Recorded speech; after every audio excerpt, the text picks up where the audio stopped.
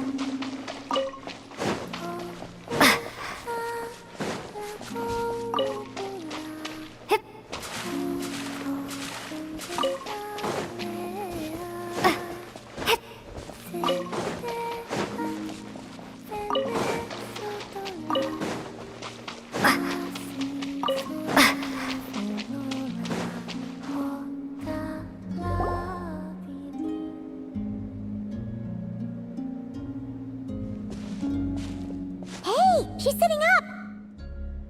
Is me sitting here a rare sight? No, we just thought you'd be resting. Perhaps I would have been, were it not for the sudden arrival of some unexpected guests. Not that I consider it a disturbance.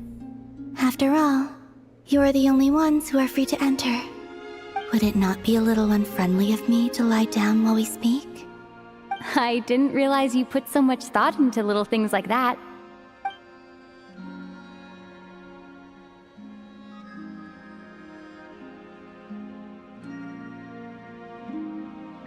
Only sometimes. There have been moments lately where I think about you and your companions. They are warm, mysterious, and cozy memories. Very few of my past memories are anything like that. They say that travelers return home bearing bags full of souvenirs. But my luggage was empty, and I believed it would stay that way. Return home? So, you're still planning on returning to the moon? Yes. This planet continues to reject me, reminding me that I do not belong here. If I remain into that, there will come a day that I disintegrate. And I don't mean reduced to dust, or turned into food for the flowers. I mean, I will cease to exist entirely. Alright then. Well, we're sure gonna miss you. But it sounds like we'll have to say goodbye.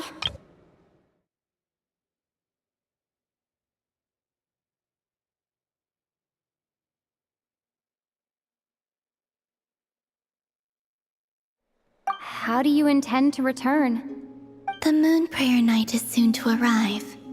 On that day, the moon will be closest to Devat. The Kuvaki in this land will reach its peak at that time. I merely need to grasp the tide, and with relatively little effort. Oh, Paimon gets it! It'll work like a slingshot! You make it sound like she's gonna get blasted up to the moon.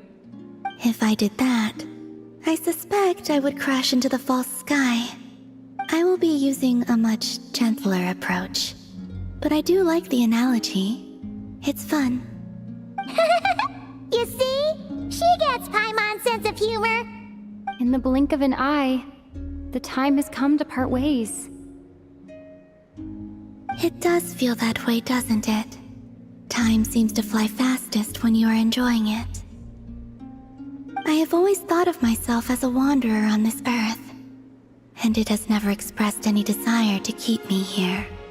Yet, just as I plan to depart, it tugs at my arm. Is this a gesture of affection? Or is the world mocking me? Oh. Were you hoping I can answer that? Yes. You are a traveler, so you must have a lot of experience in this area. Then, what I would say is, enjoy the moment. That's right! Don't overthink it! Happiness Happiness is happiness and joy is joy. The point is to enjoy it, not analyze it. I see. Then what I would say is, even though I am very tired right now, I am still happy. I can't tell from the tone of your voice. Oh, really?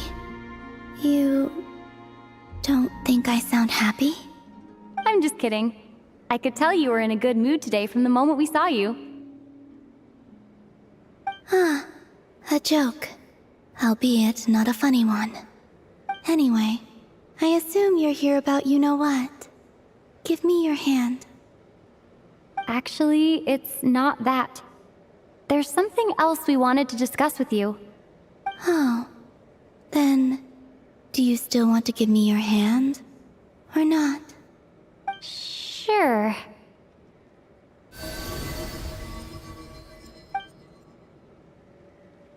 Thank you. So, I've heard that in the Moon Prayer Nights of the past, people here would hold celebrations in the Moon Goddess's honor. Since you helped so much in our fight against the Reihir of Solnari, I think you deserve a farewell party before you return home. I haven't asked everyone else for their opinions on this yet, but I'd like to invite you to join the upcoming Moon Prayer Night. I've never joined a Moon Prayer Night before. I'm not sure what I would even do. Oh, don't worry about that. We take care of everything. All you'd need to do is show up. Of course, there's no need to force it if you're not feeling strong enough.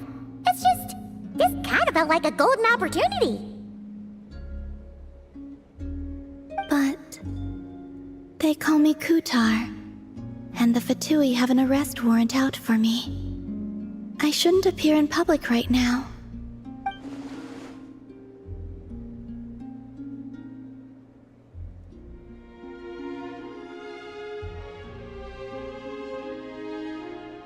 I'll make it work. You have my word. Yeah, we got your back. Well, she does. Paimon's actually not too sure what she's planning. All right, if you're sure. I will not refuse your invitation. I suppose it wouldn't hurt to pack a few more sights from this world into my suitcase before finally learning what my homeland looks like. Oh, if you see Lauma, please tell her that my answer to the question she asked me is neither yes nor no. Rather, it is, there is no need. That was kinda cryptic, but sure. Guess it's between the two of you. We'll pass along the message. Bye for now!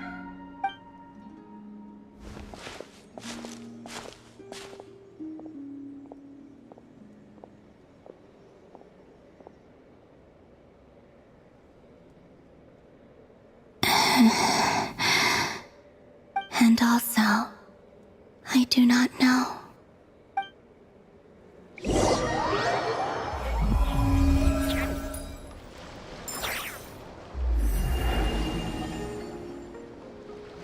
Since she's agreed to join the festival, let's go see who else wants to take part. Lauma's gotta be the person most familiar with the move.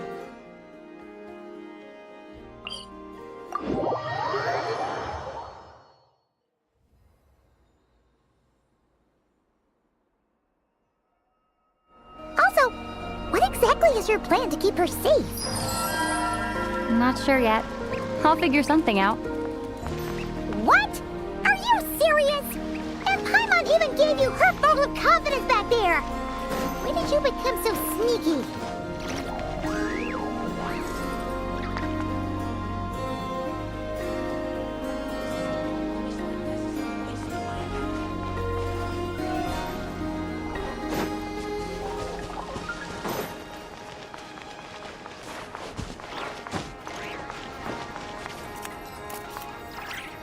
Hey, Llama! It's us! Huh? Varka? What are you doing here? Beats me. I had a bit too much to drink last night, and when I woke up, I was on Hisi Island. Mr. Varka is helping to oversee Nasha Town's preparations for Moon Prayer Night. He is here to go over some details regarding the decorations and custom cloth designs. Right, yeah, that too. What do you mean, that too? Yes, celebrating this festival is a long-held tradition here in Nodcry. On this day, the crescent moon at the top branches of the verdant crest turns into a full moon, and the moon prayer blossoms bloom with a special radiance. Our people take these to be blessed omens. It's an especially welcome event coming off the back of all that nasty business with Rare. Everyone got put through the ringer recently, and now they're looking to turn their fortunes around. The big shots in town all agree that a big, lively celebration is just what we need to rebuild people's faith in this place. No wonder Catherine said that people weren't so bothered about the religious element. That's right. It's become more of a local custom by this point. The celebrations have little to do with whether the religious stories behind this event are true or not. Even the Frost Moon Scions are eagerly awaiting the coming of Moon Prayer Night, despite now knowing that their past beliefs were founded on a falsehood. That's fair. It's a bit like the Lantern Ride in Liyue. It's a chance for people to enjoy themselves, not debate the existence of the Adepti.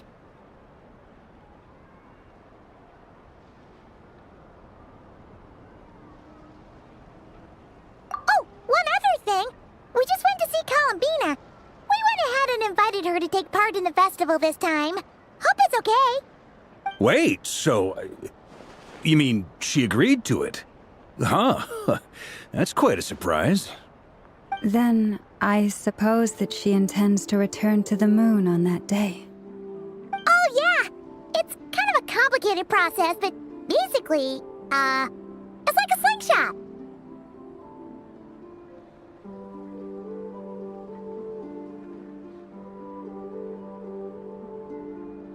I understand. In truth, I had a feeling that she might make such a decision. Well, if Kuthar has decided to participate in the festival, we should prepare accordingly. Yeah, exactly.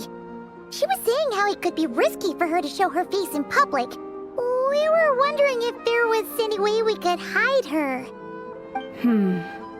Unfortunately, the people who carved the statues did an excellent job of capturing her likeness.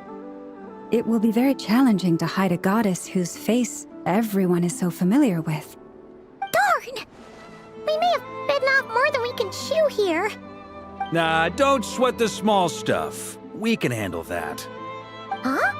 Are you saying you have a plan? Not as such, no, but the most important thing with a festival is to keep the mood light and your spirits up. You can't go preparing for a festival with those long faces. You'll never convince anyone to enjoy themselves. The Mondstatter spirit is strong with this one.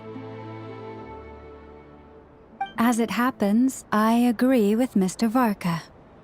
Let's start by making our appreciation for Kuthar the beating heart of the festive atmosphere. And who knows? Once we get the ball rolling, perhaps everything will just fall into place.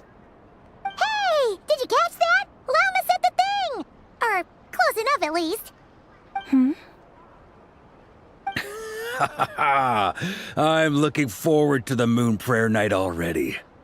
We have a festival in Mondstadt called Windbloom, and you can always tell which couples are celebrating it for their first time by the smiles on their faces.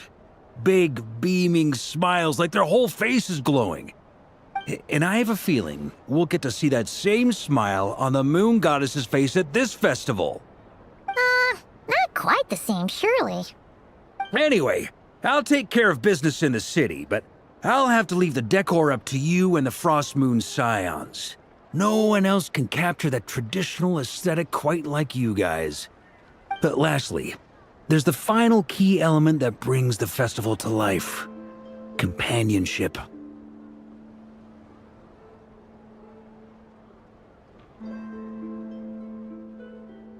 Before you leave, let me show you something that we've been preparing. Mr. Varka had asked to see it already, so you may as well tag along. Also, I have some further questions about Kuthar's decision.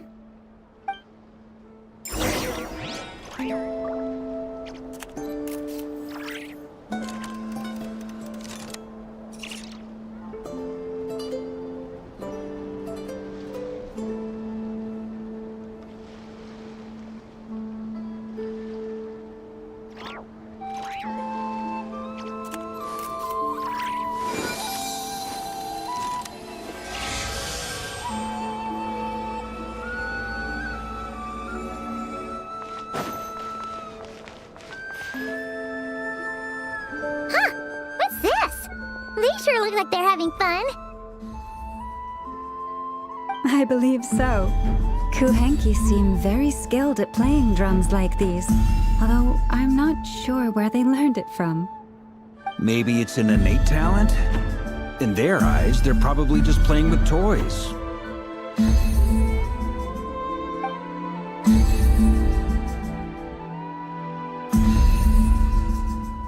Luanatar! You wanna play too?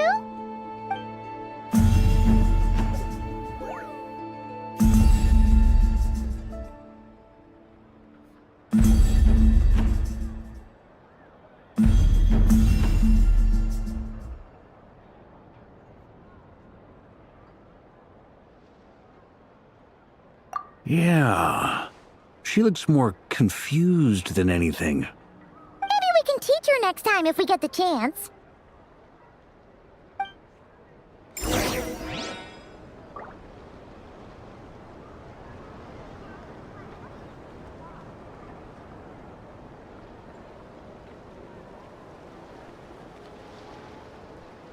If ever you find that the animals in Nodcry behave in ways you do not understand, just ask me and I will explain.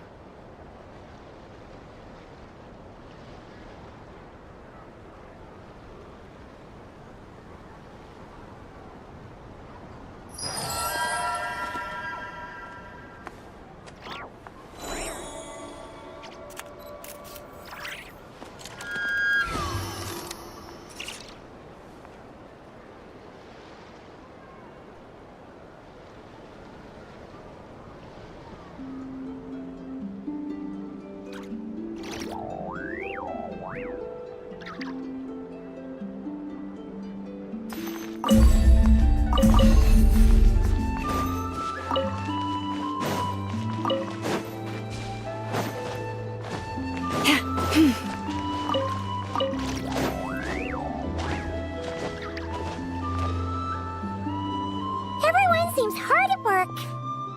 They are preparing items for Moon Prayer Night. For instance, the sculpture being made over here, Mr. Varka and I were just finalizing the details of where it will be placed. Ah, there she is. I didn't know the finished article would be so large. Not to worry, though. All the necessary arrangements have been made. Just let me know once it's ready, and I'll get some people to ship it over. You have my thanks. And over here, we are preparing a very traditional confection. Oh, look at all these colors! It looks great! Can Paimon try one? Of course. I have a feeling you'll like it a lot. You bet! Sweets and treats are Paimon's favorite! If you included those in the Feast of the Moon, I bet Paimon would have joined the Frost Moon Scions by now. There will also be verdant crests like this present in Nasha Town during the festival. The timing of Moon Prayer Night is not completely set in advance. We make a rough estimate, then observe the changes in the verdant crests and moon prayer blossoms to guide us. As such, the wait itself is a fun feature of this particular festival.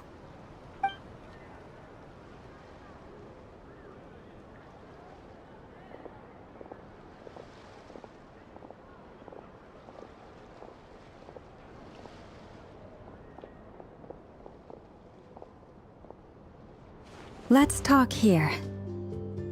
To tell the truth, I am very surprised to hear that Kutar is willing to participate in the festival. I once asked her if she'd be willing to stay with the Frost Moon Scions. I could introduce her to everyone, and we could be a family to one another.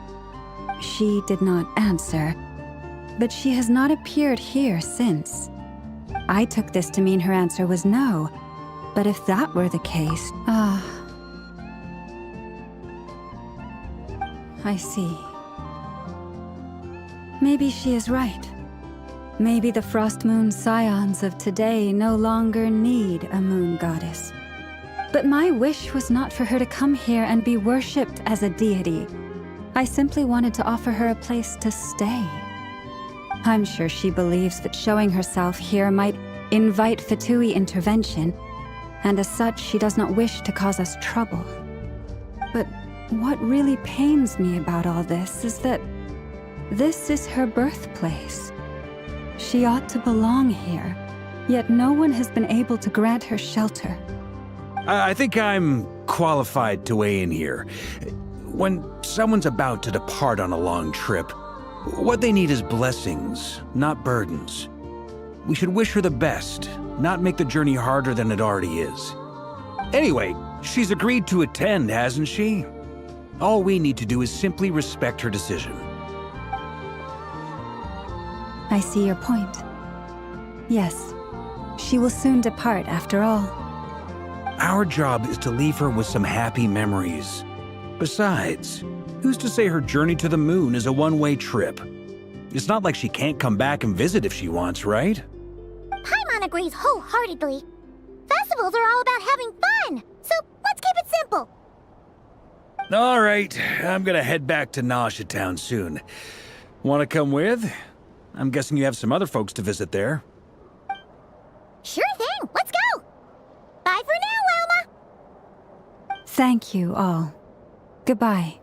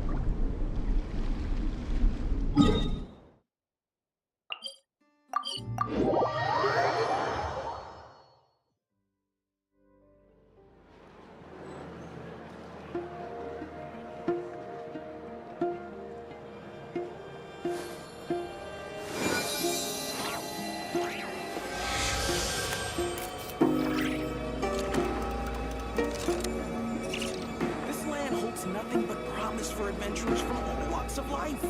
Wouldn't you agree? Better get me some alpacas. Once they evolve everything to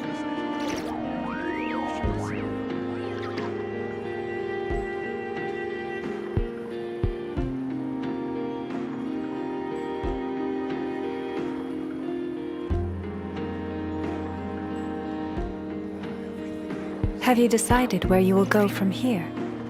If not, why not find a patch of soft grass and rest a while?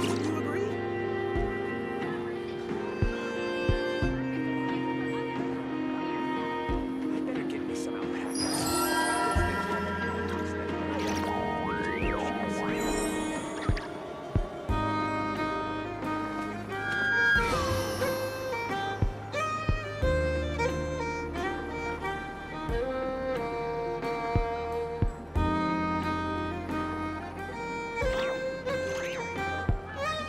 This land holds nothing but promise for adventurers from all walks of life. Wouldn't you agree?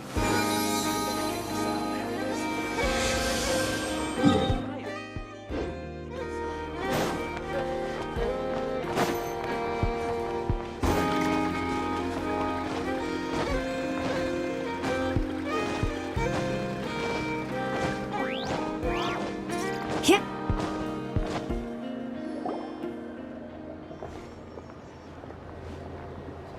Huh? Hey, over there! It's Durin and Albedo with Flints! What could they be chatting about?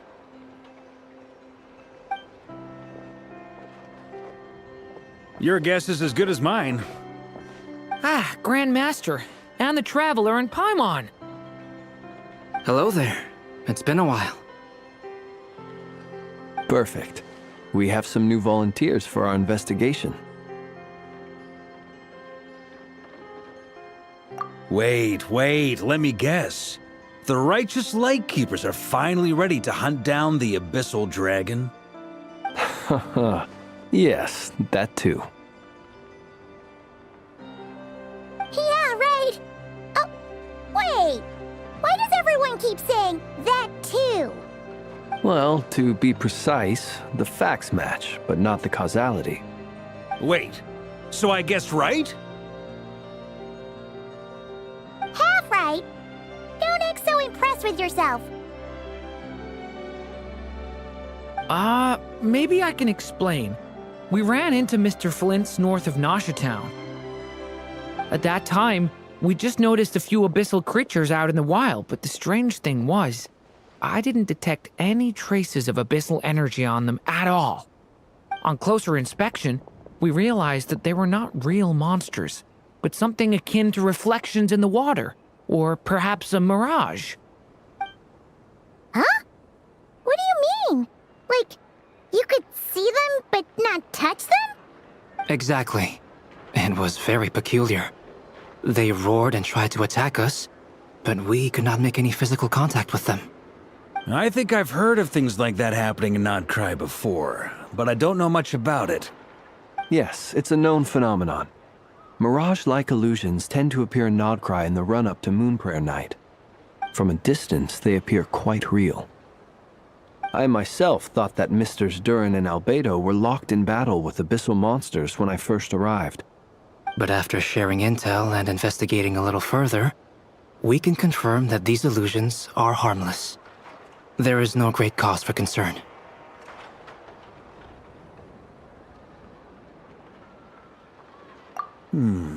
All the Mirage stories I've heard are either animals, rocks, or small houses. Abyssal monsters, though?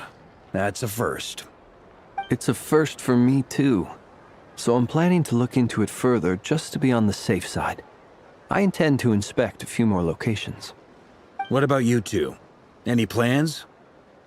Alice contacted me a few days ago. She'd like me and Durin to assist her with an experiment. But we lost contact shortly after receiving the message. I'm sure that comes as no surprise to anyone familiar with her. We don't know when the wind will blow, yet when the wind blows, we will know. That, in a nutshell, describes how Alice operates. Yeah, that tracks. Okay. Well, I suggest we investigate this Mirage business in the meantime. It's piqued my curiosity, and I'm pretty sure I know someone who will already be 10 steps ahead of us. Well said. Right? Whatever's happening in Nodcry, she always seems to be the first one to know. Let's go see what she knows. We can invite her and her staff to the festival while we're at it.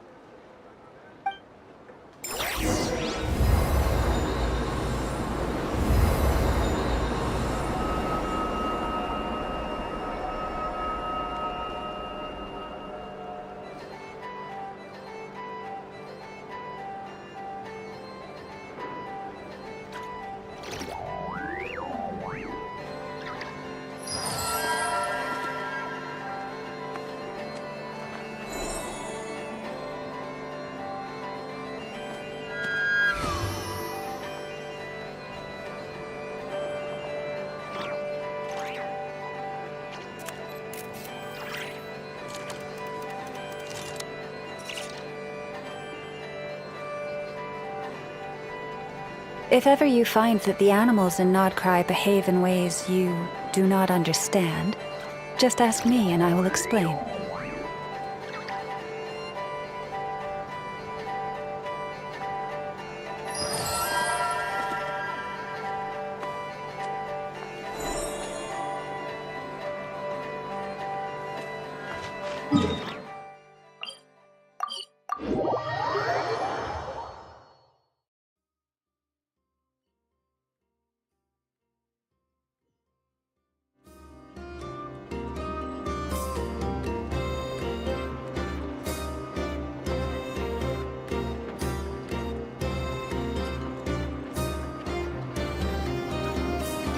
Even when the night is gone, and even when the sky is hidden from view, still the moon shines its light upon you.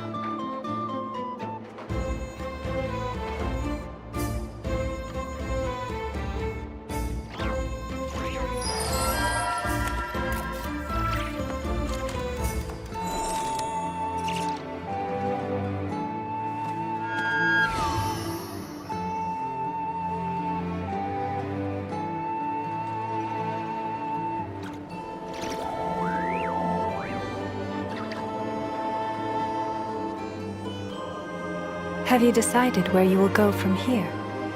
If not, why not find a patch of soft grass and rest a while? Yeah.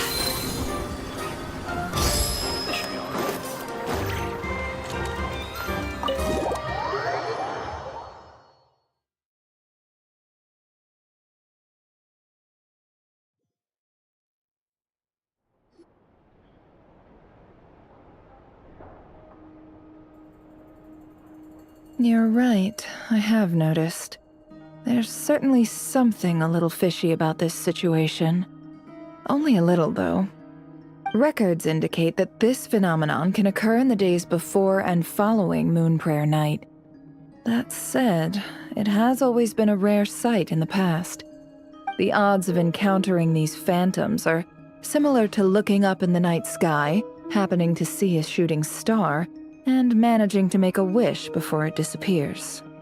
But this time, either everyone's getting lucky, or they're appearing far more frequently than usual. Yehoda's out gathering intel as we speak. In the meantime, let me check off some points of interest. First, the Abyss. The ones we saw seem to be abyssal monsters. Indeed. But we have identified one location where many more of them have made an appearance. And not just monsters, but human phantoms, too. Given the scale and nature of the phantoms, it's almost as if someone's last memories are coming to life. Or perhaps the memories of multiple people. Oh. So you mean the phantom monsters are hunting down the phantom humans? Exactly. The phantoms can interact with each other, but we have no means of intervening. In addition, some of the human phantoms would seem to be from the very distant past. This is clear both from the clothing they wear and the stories they tell. They claim to be from Hyperborea, a name which I've heard from Lauma before. If this is true, it means they must be from 6,000 years ago. Did Paimon hear that right? 6,000 years? It sounds like this merits further exploration. That'd be a big help. I'll leave it with you, Albedo. My knowledge of ancient history is non-existent. I used to doze off every time the pre-Knights of Favonius era came up in class. It's quite a miracle that you were able to understand these phantoms' speech, given how long ago they lived. I suppose you're right. But I'll leave the archaeologists to ruminate over that conundrum. As an intelligence broker, my sole interest is in the value of the information I gather. Which, in this case, hopefully means earning myself some good favor with our dear Lady Moonchanter. So calculating. Whew, this intel broker logic always catches Paimon by surprise. Sounds to me like we could split the work up. I think the abyssal phenomenon is best left to Albedo, Flint's, and me. Agreed. It coincides with my duty as a lightkeeper. For my part, I'd like to understand the abyss better. Even a little knowledge would go a long way. This is certainly a rare opportunity to study the Abyss. But even rarer, perhaps, is the chance to make contact with the Ancients. The Curatorium will take the lead on investigating the Hyperboreans. We put in the work to learn what we know so far. It seems only fair that we get some quantity of exclusive intel. That just leaves our trusty team of 2 unassigned. Since you became an honorary knight, of course. This was part of my grand plan all along. Ha ha ha! Oh yeah, by the way, we managed to convince Columbina to come to the Moon Prayer Night celebrations. Would you and Yehoda like to join too? She agreed to that? Huh. Quite an achievement. Never underestimate the traveler, I guess. I'd be happy to join. No point shutting myself inside when the streets are all decked out. I doubt any clients will be visiting during the festival in any case. And Yehoda loves a party. So I'm sure she'll jump at the opportunity. No, no, no, no, no, no, no, no, no, no! Way to contradict me in front of... Wait, no, that's not what I have bad news, boss! So many people...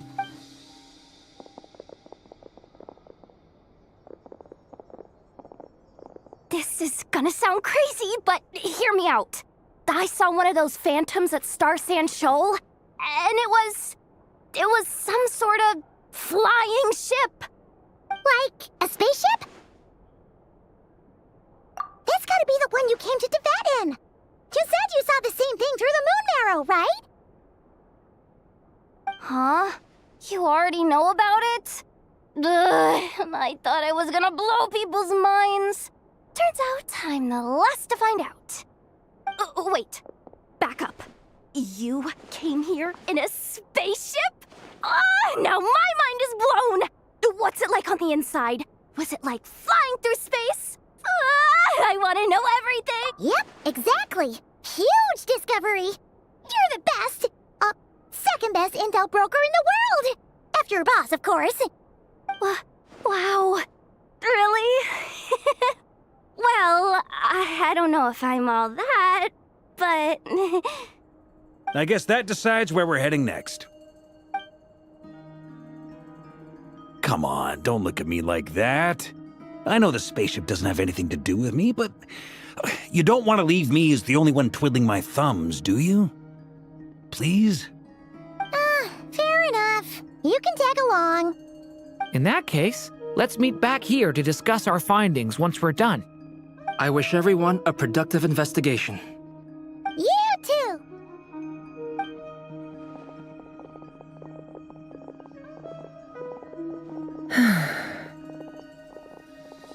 What's up, boss? Aren't we gonna head out? Tell me, Yehoda, when did the curatorium start giving out intel for free? Oh, sorry, boss.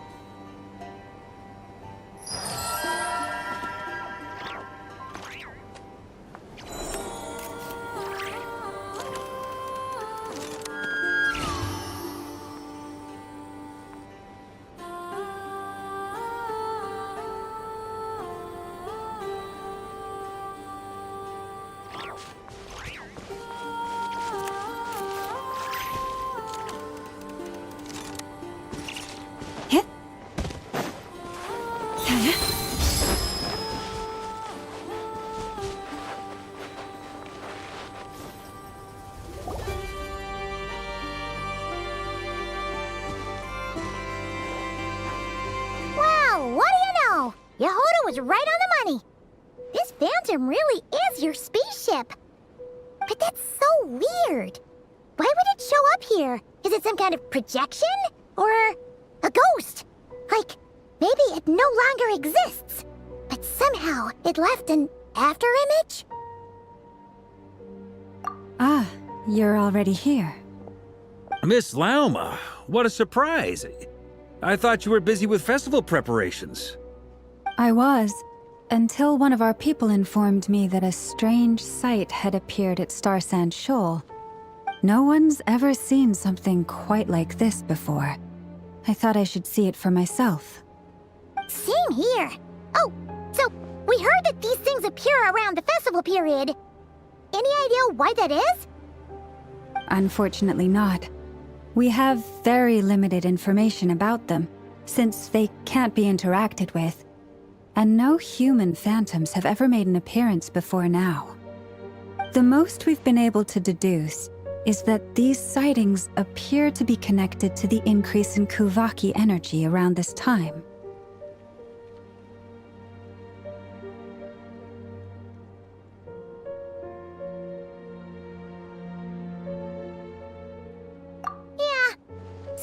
all we can do. This is all so confusing. Allow me to lend you a hand.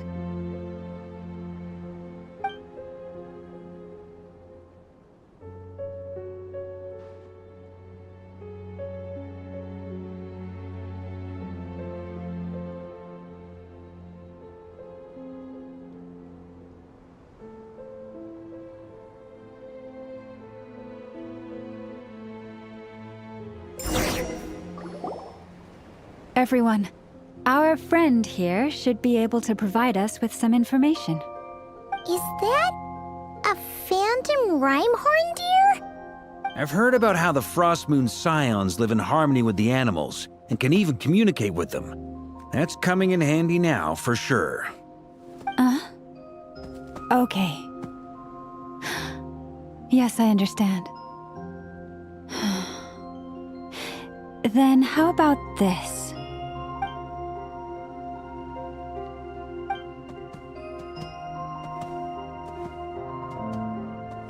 Oh, it's leaving. It appears to share our curiosity about this giant spaceship, so I asked it if it wouldn't mind investigating along with some friends. In return, I told it about some nearby spots where the wild fruit grows abundantly. We may live in a different era from these phantoms, but I trust that the terrain, climate, and ecology here are more resistant to the effects of time than some things are. Let's give them a moment and hope for the best.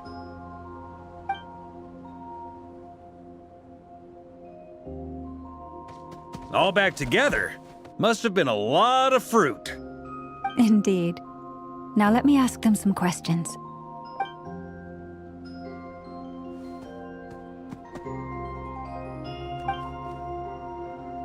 It did find a lot of wild fruit, enough for them to feast for a long while.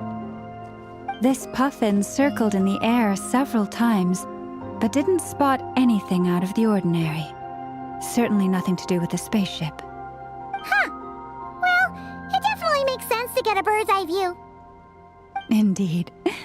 Other than that, I was also thinking that the world these phantoms see is also different from ours. Oh, I get what you mean. The wild fruit exist in both times and spaces, but there might also be things that only exist in that space-time, which we can't see.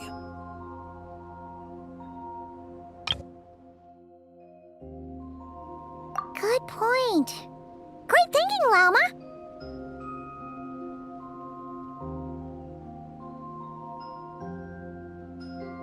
Blunthorn rhinos can use kuvaki to shift great rocks, but this one says it couldn't get that ship to budge by even an inch.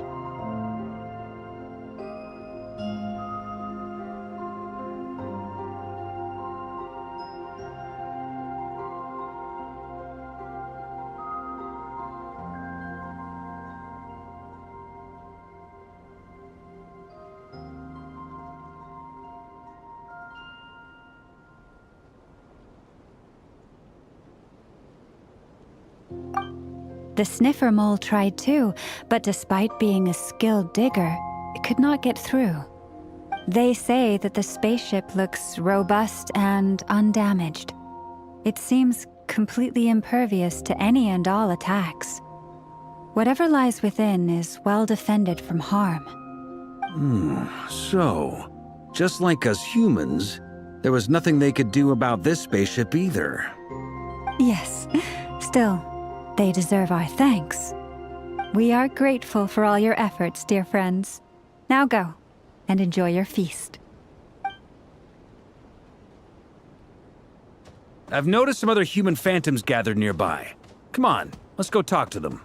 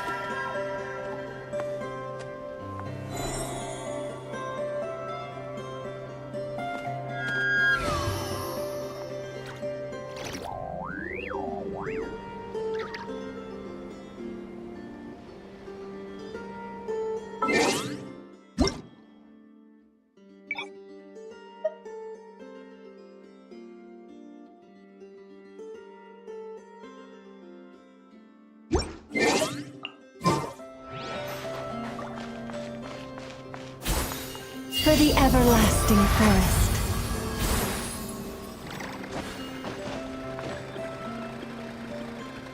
Forest, protect us.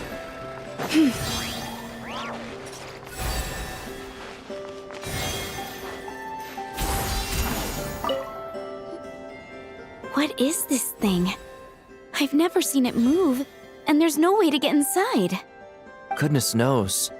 My grandpa says it's been sitting here at least since his grandpa was still alive. What about his grandpa? Did he say anything to your grandpa's grandpa about it? Huh? I don't know. In all likelihood, it was here back then too.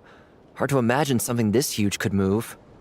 Guess that means that as far as they're concerned, this ship's been around a long time.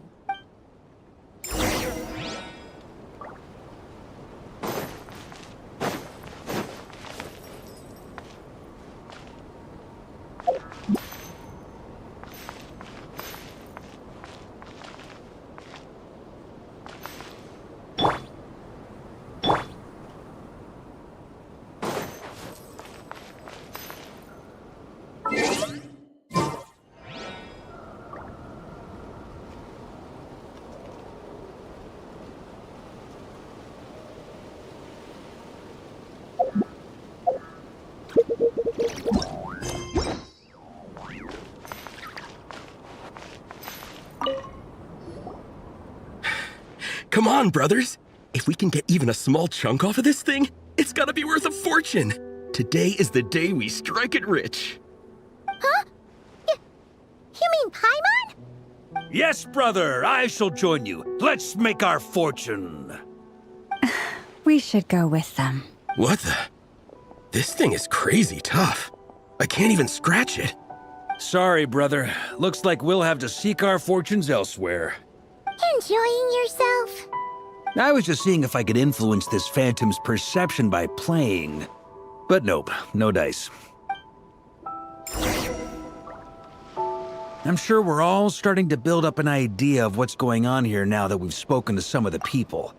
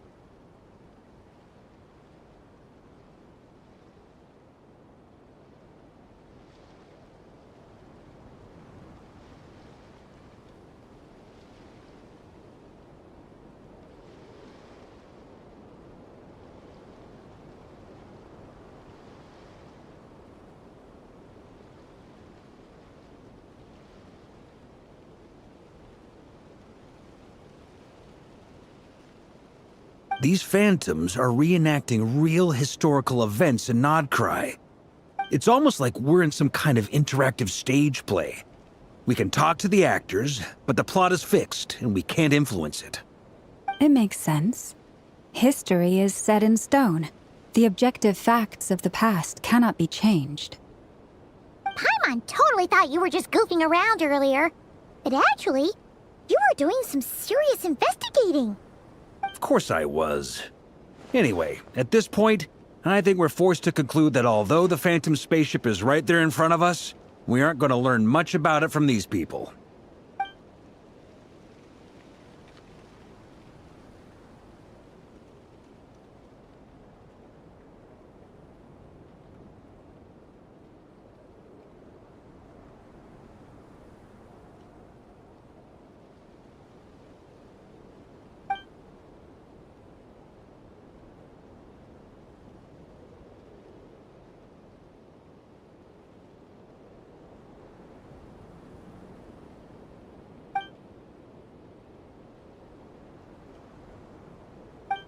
Don't be discouraged.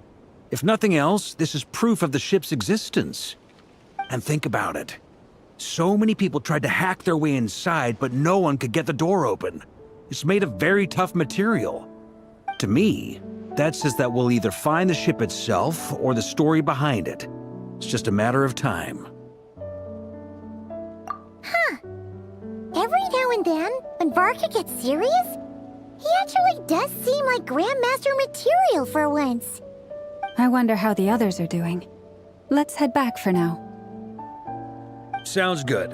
Also, drinks are on me if Team Knights of Favonius is the first to finish. Wait, we have a team name? Am I in Team Knights of Favonius as well? You're very welcome to join. We've even got a cathedral ready for you. Isn't that technically blasphemy? You wouldn't dare make a joke like that if Barbados was in earshot. Nah, I'm sure Barbados doesn't mind a little harmless blasphemy once in a while.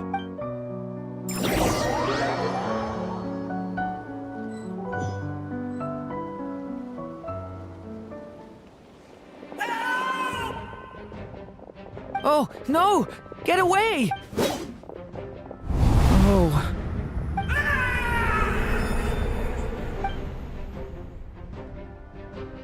I know it's hard to stomach, Mr. Duran. But as I'm sure you've noticed, there is nothing we can do to intervene in that which unfolds before us. But we have to at least try. And try you have. But are you aware of how many unsuccessful attempts you've made now? I wasn't keeping count. I'm afraid this is the 39th failure so far. Or the 5th if we're only counting this particular victim. There are no indications that these phantoms may be altered in any way. You seem to have calmed down a little. I'll make us a fire. You should rest and have some water. Feeling any better now, Mr. Duran? May I ask a few questions? Be my guest. What exactly are we witnessing here? What happened to those people? My guess would be that we are seeing Nodcry during the Conrian Cataclysm. Would that be accurate? Conria. That is correct. As you know, once the Abyss senses even the tiniest crack, it floods in and spreads like wildfire. There was a time in the distant past when it permeated all of Nodcry, causing immeasurable harm. The people paid a terrible price to heal this land. Then, 500 years ago, the whole of Teyvat suffered an abyssal disaster. Once more, Nodcry was dealt a devastating blow. I see. In the face of the abyssal onslaught, all were like grains of sand tossed around by a tidal wave. Be they human, fae, or god. The moment you witnessed is but one drop in a whole ocean of catastrophe. All right. I guess that answers my second question, too. I wanted to know why there's nothing I could do to help them, and that's because what we are seeing is history. That would be my guess as well. As I understand it, history and fate are not all that dissimilar. The latter may be unseen to us, but both are immutable. Yes. Fate was determined long, long ago. I still have a couple of other questions for you, Mr. Flint's. You mentioned more than one abyssal disaster that has struck this land in the past.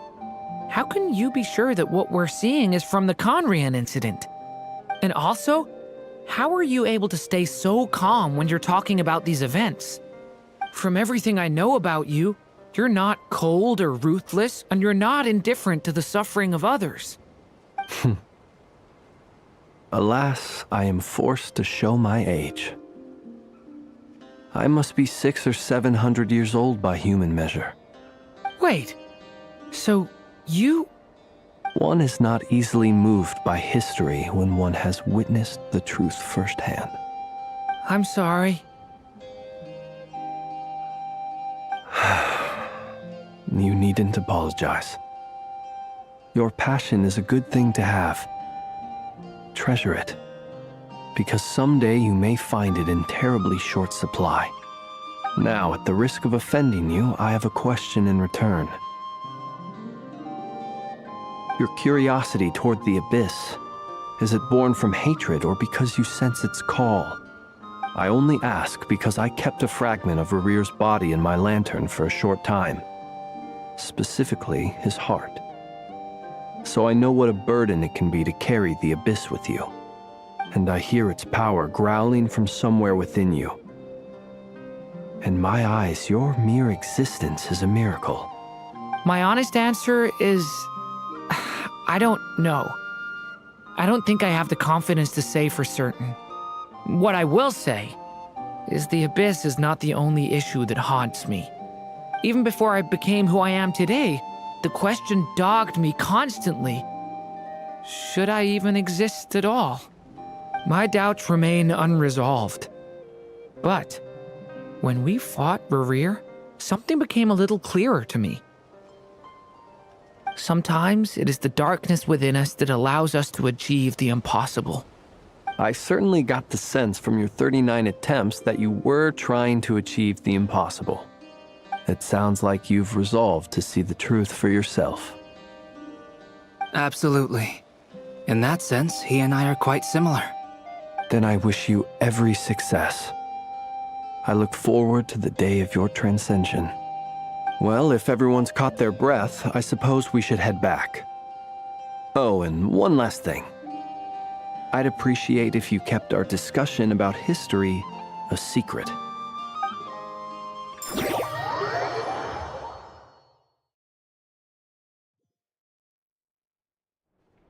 Incredibly, our separate investigations led us all to the same conclusion. Hooray for consensus! Yeah, but we barely learned anything, though. I totally thought this would be the mother lode. Talking with the ancients? I mean, come on! But nope. All we got was useless snippets of conversation. And all this stuff about moons and hyperopia. What a load of baloney. Seems like people back then had a few screws loose. I understand your frustration. We found the same issue. Each phantom only showed a very brief moment in time. There isn't much value to be found in these miscellaneous fragments of a civilization's history, no matter how glorious it may have been. If there's a silver lining, it's that these phantoms are harmless to the present reality. They shouldn't get in the way of the festivities. Paimon agrees. And not just because it's the first thing she understood in this whole conversation. You look disappointed, Nefer. Is something the matter? What do you think? We all worked our tails off, but the only one to gain anything from it was you, Lady Moonjanter. Well, please do share the Hyperborean records with me. I will gladly inscribe them in our people's documents. Oh, duh! Yeah! That was it! Hyperborea! Hyperborea. I'm serious. Only an expert in the Frostmoon Scions and their history can turn these records into valuable research material. The alternative is to let them gather dust on the Curatorium's storage shelves until the pages turn yellow. Nefer, you're wise enough to know that cooperating and sharing the profits is the best course of action here. Well, that goes without saying. Sure, let's do that. Huh? But didn't you say we aren't supposed to give out intel for free? Sorry. Shutting up. Now is not a good time to push Nefer's buttons. Anyway, back to Moon Prayer Night. I'm thinking that we should prepare something a little special, aside from the usual decorations and so on. You mean a parting gift? Can't go wrong with food. Although, does food go bad on the moon? Perhaps a lantern would be a better choice. It might be dark up there. It could prove difficult to light a lantern on the moon. Magical stones might serve that purpose better. What about a clockwork mecha model from Fontaine? I've got a whole bunch at home. I use them for fighting practice in my free time. None of these sound like things she would be even remotely interested in. But we don't interact with her enough to know what she likes.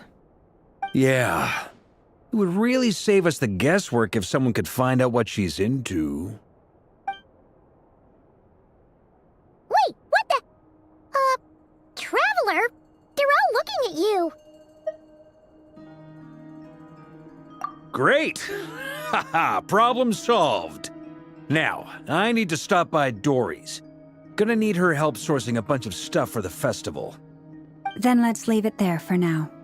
We all have our own business to attend to. Traveler, if you find out what Kutar likes, let us know right away.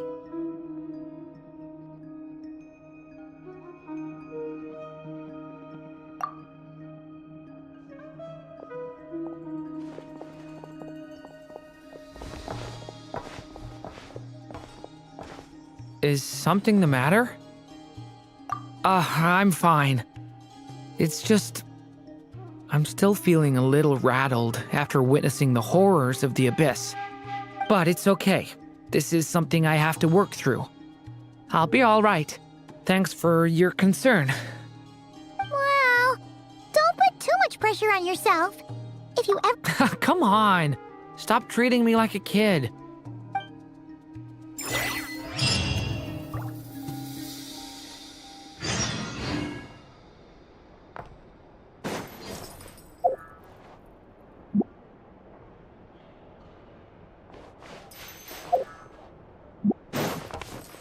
Leave this place.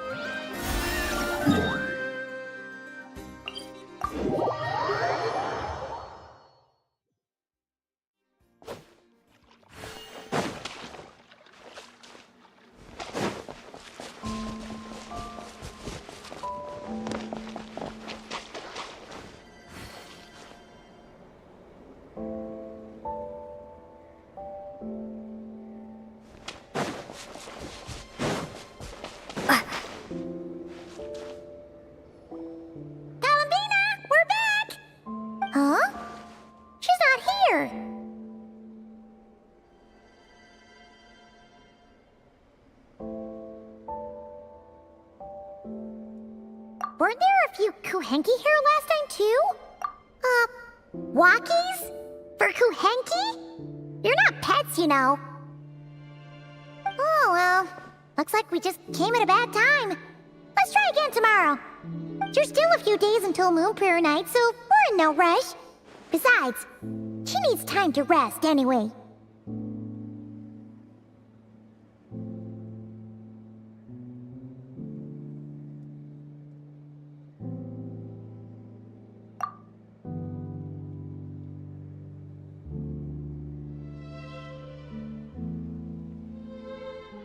Kalamina! Are you back yet?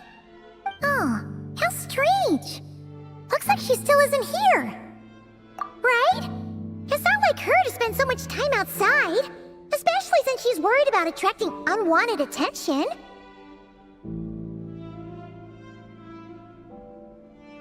What about Luonatar? Luonatar, you there? Hey! Do you know where Kalambina went? Sorry, didn't understand. But if you know where she is, could Could you take us to her?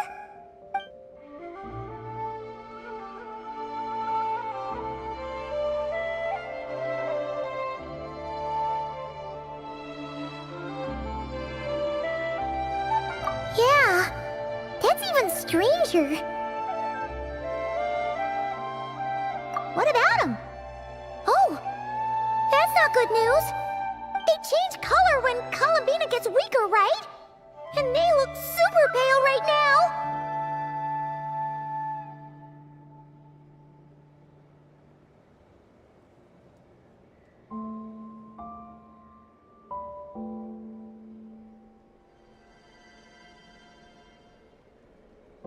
Good idea. She might know what's happening.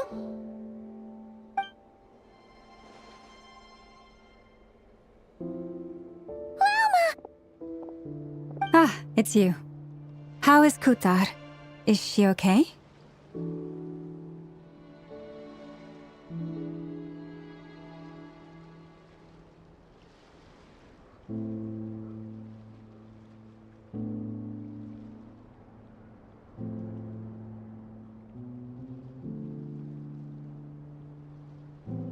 No, she hasn't. I came here to check on her after I noticed the flowers had changed color. Based on past precedent, she must be very weak right now. Even getting up to walk would be a struggle. It seems unlikely that she wandered off outside. Not to mention that she doesn't do that at the best of times either. So yeah. No. Very few people are in the know about Kutar's whereabouts. And if anyone suspicious had visited, they'd have left some sort of evidence. Come on, let's go to Nasha Town. If anyone has seen her, someone there will know about it. It's not Cry's information hub after all. Makes sense. Let's go!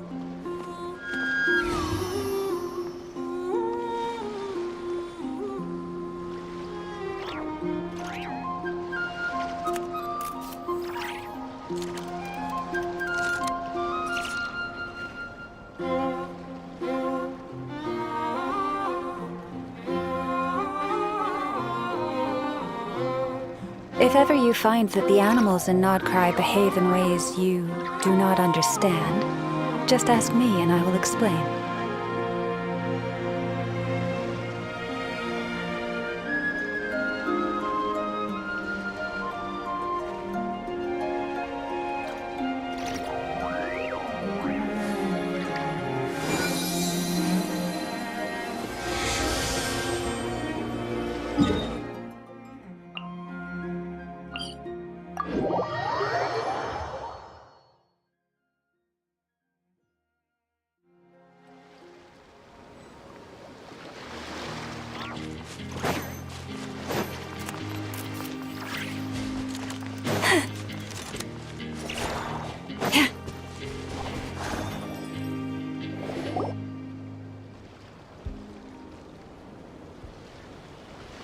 Moment.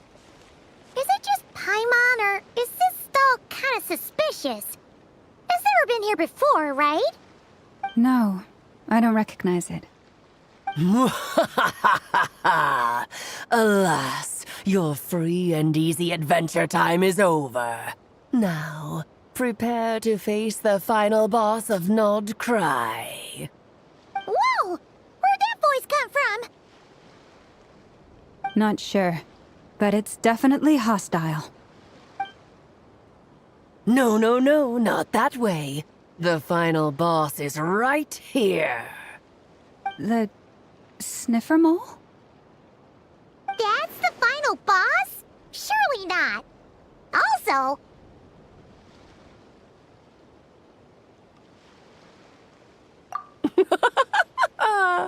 Okay, the jig is up. I'll stop teasing you.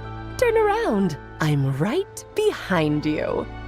It seems I've managed to leave quite an indelible impression, even though you've never seen my face. Ah, nothing could make a great mage more pleased with herself.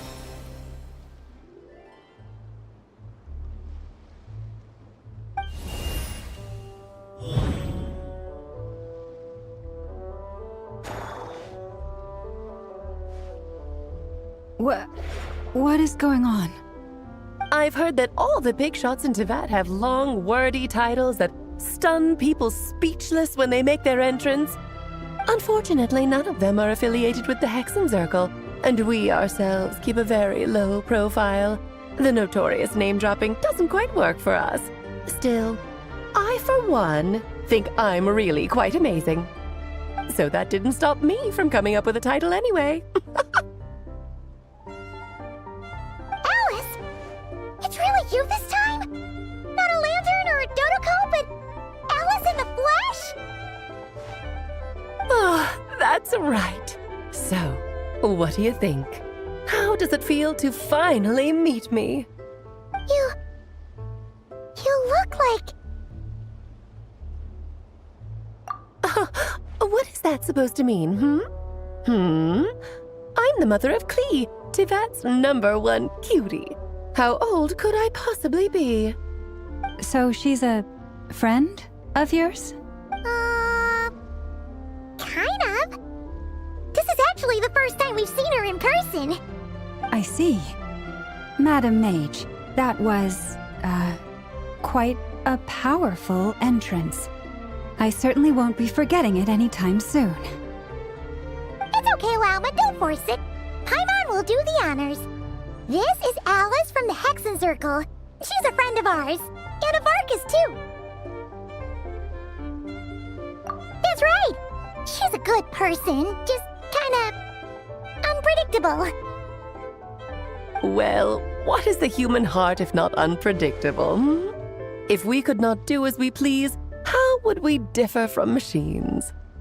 I am Lauma, Moon Chanter of the Frost Moon Scions. It is a pleasure to meet you.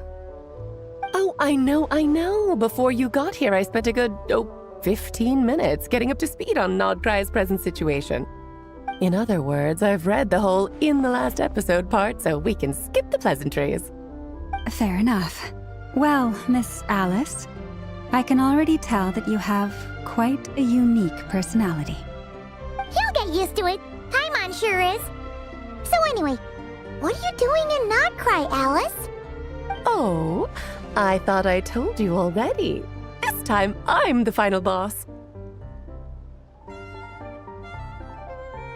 And what a formidable foe I shall be. Powerful, confident, decisive, and good luck finding my weak spot. You will never succeed.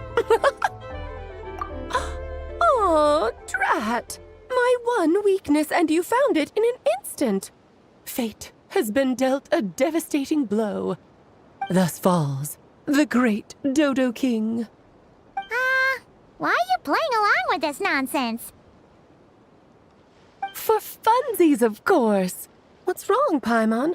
Are you disappointed in me? Am I a gigantic letdown? No, it's just... You seem like a busy lady. And this is the one time you've shown up in person. Paimon figured it would be for something more high stakes than just goofing around. You're quite right. I'm here in Nodcry because something big happened. Something big enough it caught the attention of the Hexen Circle.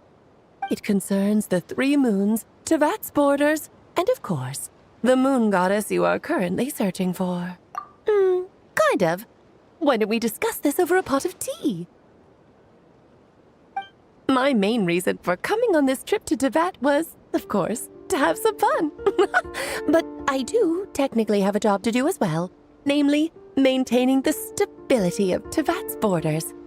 I'll skip over the complicated parts, but to sum it up, abyssal energies are order.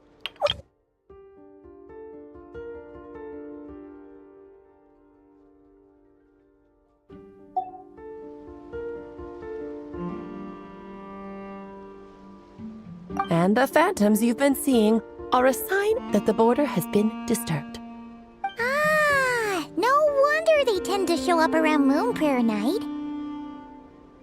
Is it because the real moon is now so close to us that its power can cross the border? In part, but only a negligible amount passes through.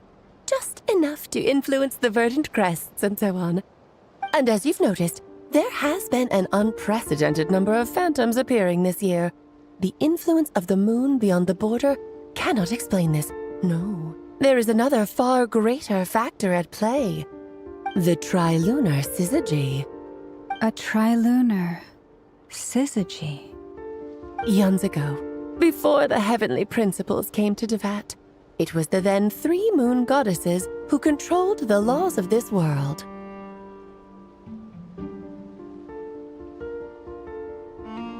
Oh, that's exactly it!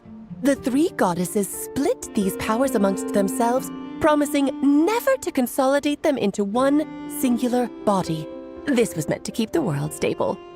But, fast-forwarding to the present, the eternal moon's marrow is with you, while the iridescent moon's marrow, which should never have appeared in this world, has been retrieved.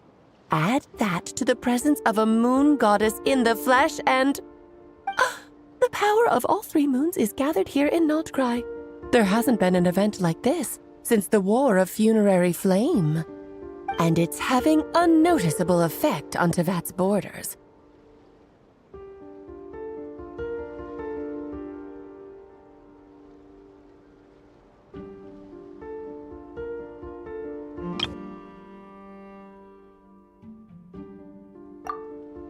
Because I wish to give my darling daughter a peaceful, sunny environment to grow up in.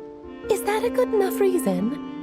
Kinda sounds like you're dodging the question, but it does make sense.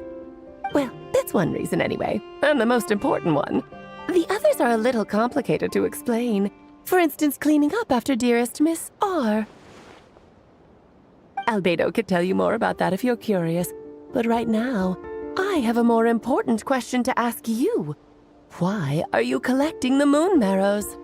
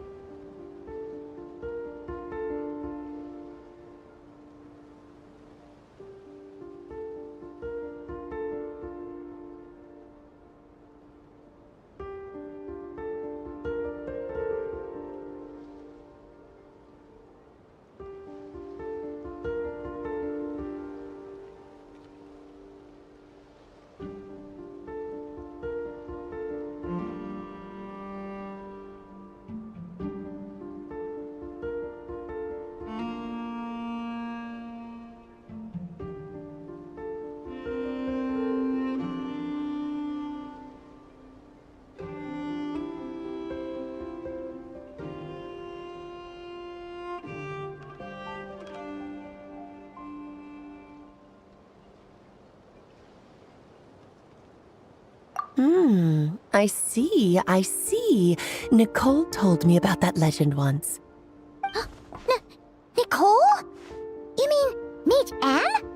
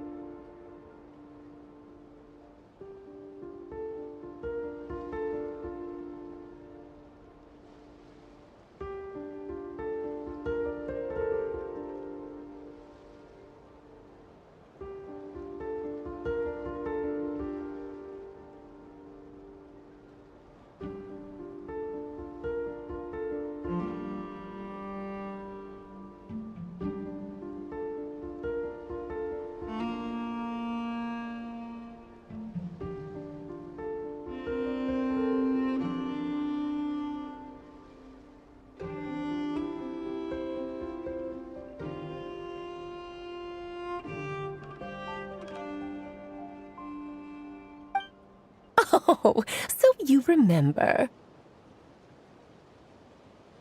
Ah, yes, of course. That was a story about fate, her area of expertise. But back to the story of our dear moon goddess. I'm afraid her intended method of returning to the moon is unlikely to work anymore. What does that mean? She may be missing, but she hasn't gone anywhere. She has disappeared.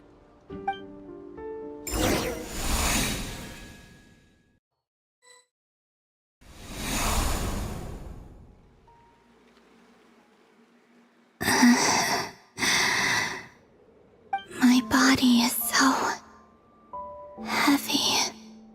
Wait, no. It's my mind that's heavy. My arms and legs are as light as a feather. What's happening to me? I feel drowsy, like I've been asleep for too long. Is it daytime or nighttime? Is the moon out? I think I'll go for a walk.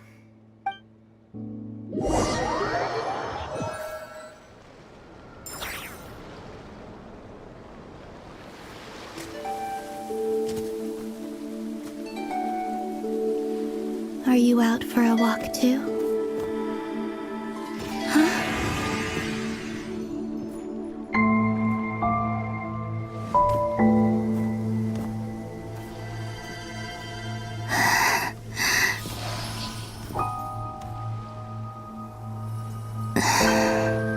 The day has come at last.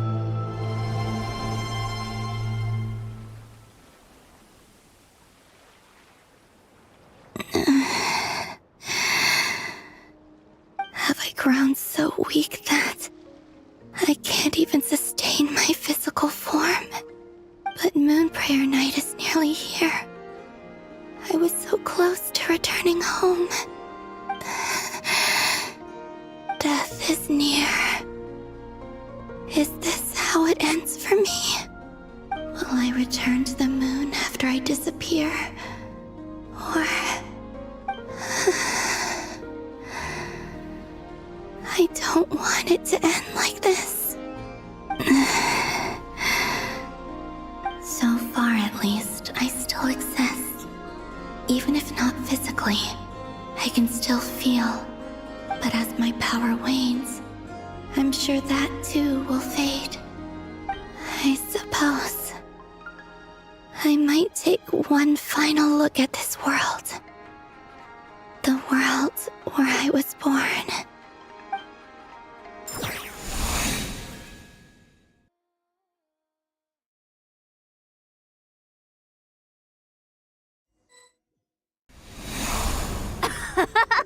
Come on, come on! Wait for me! The Frost Moon Enclave. How much it has changed since I was born. These decorations, they're so heavy. It's times like this when you kind of wish men could be priestesses and acolytes. How fascinating. I've never had the chance to be privy to people's private lives in this way. In the past, people would get so solemn and serious the moment I showed my face. Like they were frozen stiff. Karina, Lametti, it's time to eat. Coming! I want to watch them a little longer.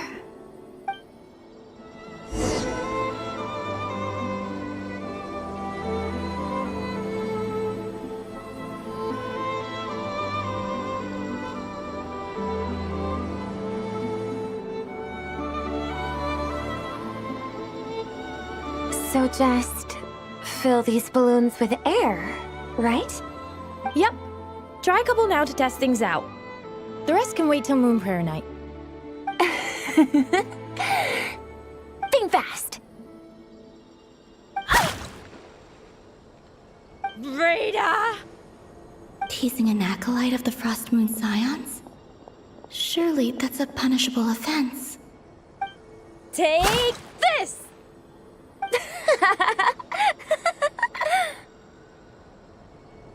Huh? All right, enough horsing around. Lady Lauma gave us a task. We should get back to it. The task is just to check that the balloons don't leak, right? Doesn't matter if we fill them with air or water. Yeah. Okay, you got me there. And you got me there. But we won't use all of them. And as long as Lady Lauma's trusted acolyte doesn't snitch, this can stay as a little secret between friends. A couple more can't do any harm, right? Oh, you menace. Then think fast! Is pumping a balloon full of water really so much fun?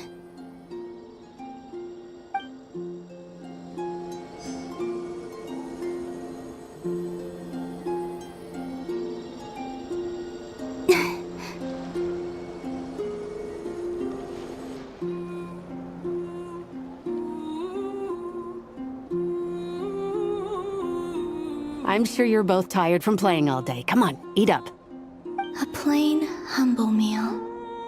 That has always been the way of the Frost Moon Scions. Huh? How come Lameti got a midsummer berry dessert? Oh, I always get Lockaberry. I don't mind sharing.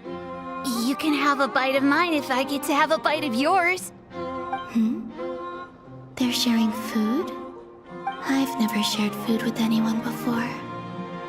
Even at the Harbinger tea parties, everyone just ate off their own plate. And when I couldn't finish my food offerings from the Frost Moon Scions, they'd leave the leftovers out under the moonlight for the animals to claim. Hey! That was 2 bites! Oh, then you can have another bite of mine. Oh, you too. Oh, don't fret now. Here, have some of Granny's too. So this is what it means to be family.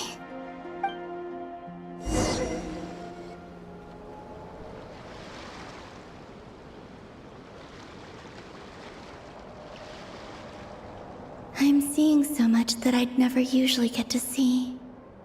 They'd never act like this when I was around.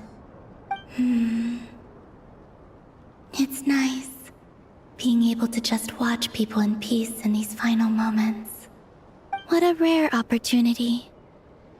I think I'll go take a look around Nasha Town, too. Maybe the Traveler will be there.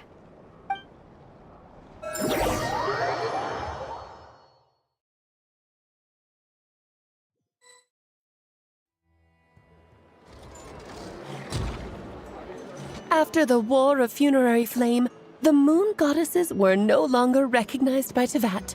They lost the whole foundation for their existence.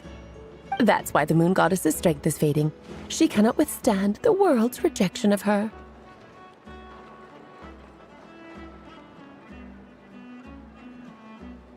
To be more pedantic about it, the Moon Goddesses did something to offend the Heavenly Principles, and that's why they were ousted.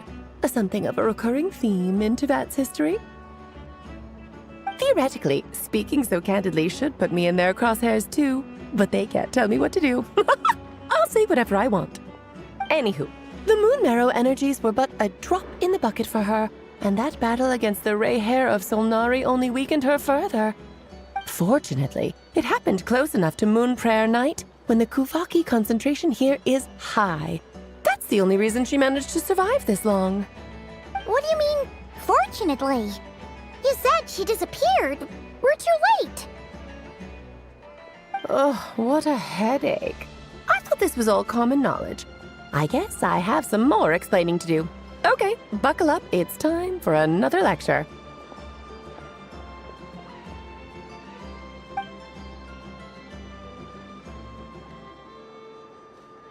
Now, I said earlier that the Moon Goddesses lost the foundation for their existence. The reason for that has to do with the natural order. Basically, the rationale for their existence in Tevat was lost. The same logic applies to the present Moon Goddess too. consider her existence so far. Her comrades in the Fatui called her Promise for adventurers from all walks of life. Wouldn't you agree? I'd better get me some alpacas. Once they've hauled everything over to Snezhnaya, I can make a little extra by selling their wool. and she was worshipped as Kutar by the Frostmoon Scions. But these connections have now been severed, whether by her hand or yours. So, the rationale that once sustained her existence is now gone. Wait, we did that to her? Oh, well, strictly speaking, yes. But let's not start pointing fingers, shall we? I'll only end up as the big bad villain, and that's not the kind of final boss I want to be.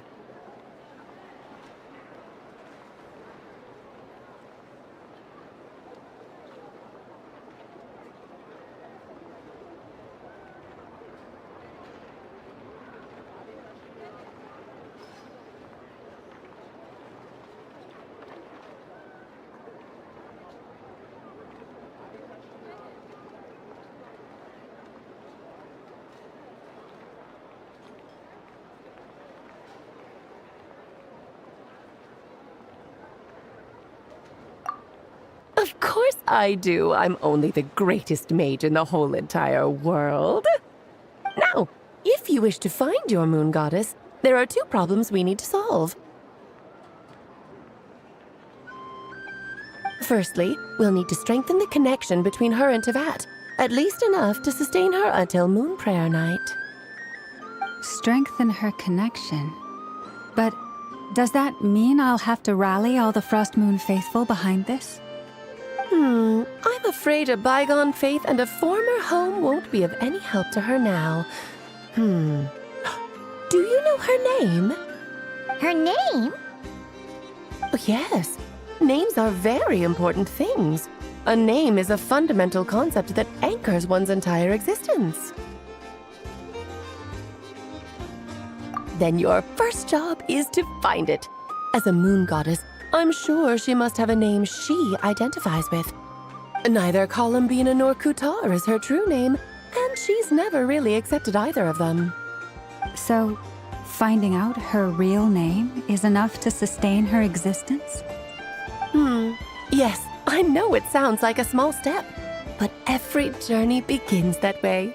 So for now, that's all we need to focus on. The second problem is with her plan to use the moon marrows to return to the moon. Unfortunately, piercing through the false sky will take an enormous amount of power. Given her current condition, she won't be able to provide anywhere near enough power, even if she recovers her physical form. But no need to fret. Nicole's the expert in this field, and I'm sure she'll figure something out. Wait, Mage N is going to help us out too? That means we've got 2 Hexacircle mages on the case. This is turning into a pretty big deal. Actually, this is more of a side quest for me. Like you said, I'm a busy lady, so I can't stay for too long. I'll have to return to Tevat's border soon.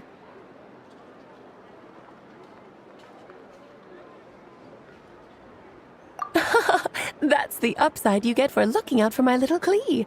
Hopefully that will incentivize you to carry on keeping her company. This research looks promising indeed. Anyway, jokes aside, to get moving will take quite a miracle for the moon goddess's consciousness to hold out till Moon Prayer Night. Oh, I suppose I might as well tell you where Nicole is before I leave. Off you go now. Time to meet your new friend. Oh, yes, and a little suggestion. Don't forget to mind your heads. What? I wonder how Durin's doing. I should really go see him before I head back. You really are super busy. I most certainly am. There's so many children I have to keep tabs on just in Mondstadt. Durin, Albedo, Venti, Varka.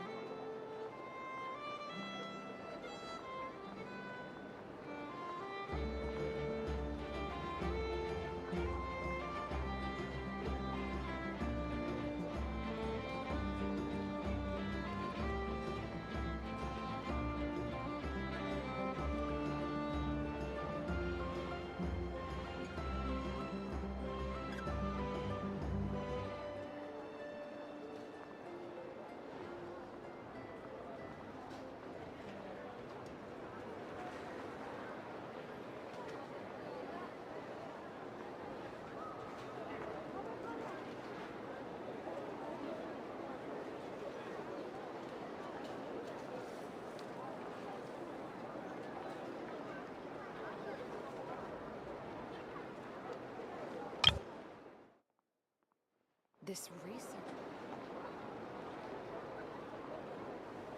Clay didn't make the list, huh? Of course not.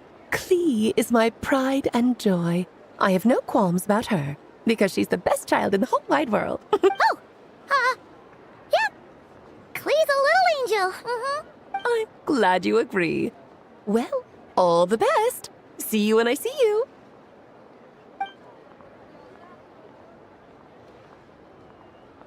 She left in a hurry.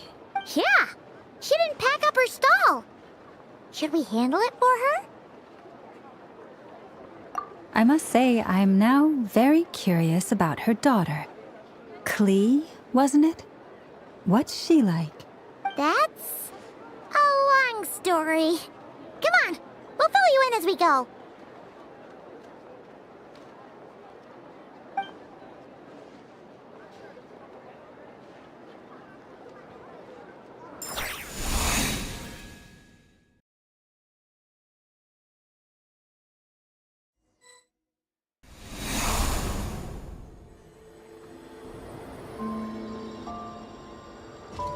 What a lively place. I've never experienced Nasha Town like this before.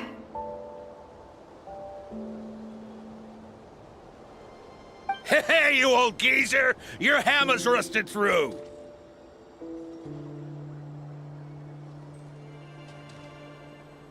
Who are you calling old geezer? Are they quarreling?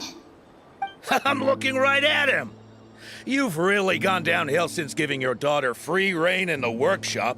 Can you even swing a hammer anymore? It shouldn't take you days just to fix a single chair!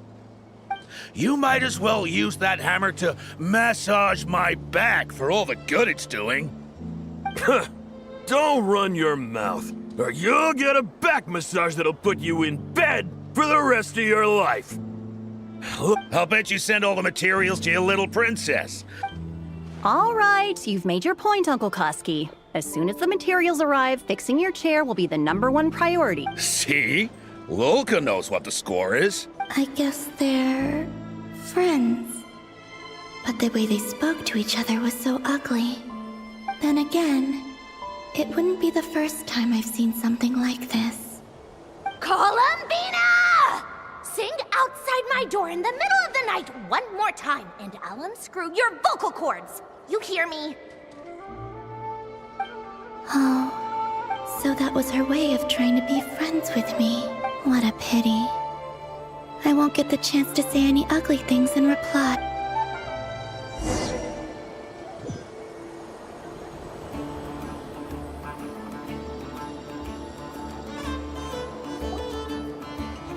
Hey, have you decided what to give her for Moon Prayer Night? I sure have. She's gonna get the surprise of her life when she's least expecting it. Then I'll whip out the ring and pop the question. The surprise of her life. What a fun turn of phrase. Cool, I get the picture. You can spare me the gushy details.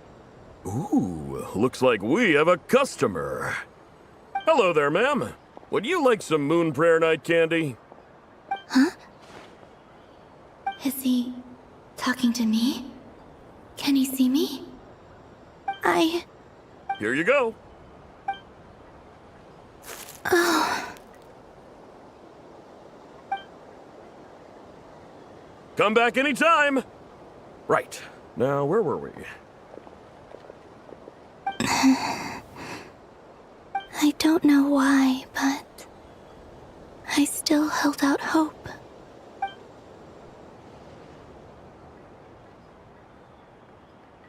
The most important thing, find that mage. This name thing seems super important too, but where do we even start looking? I'd better go pay the Fatui a visit.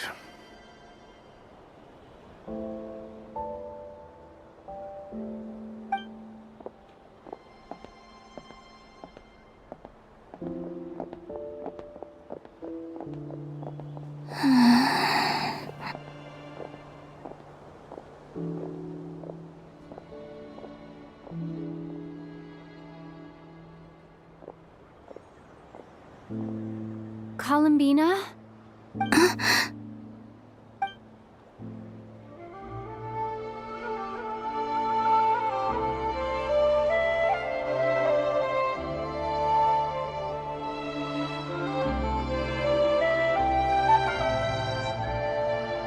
Traveler? Let's go! This is no time to be spacing out!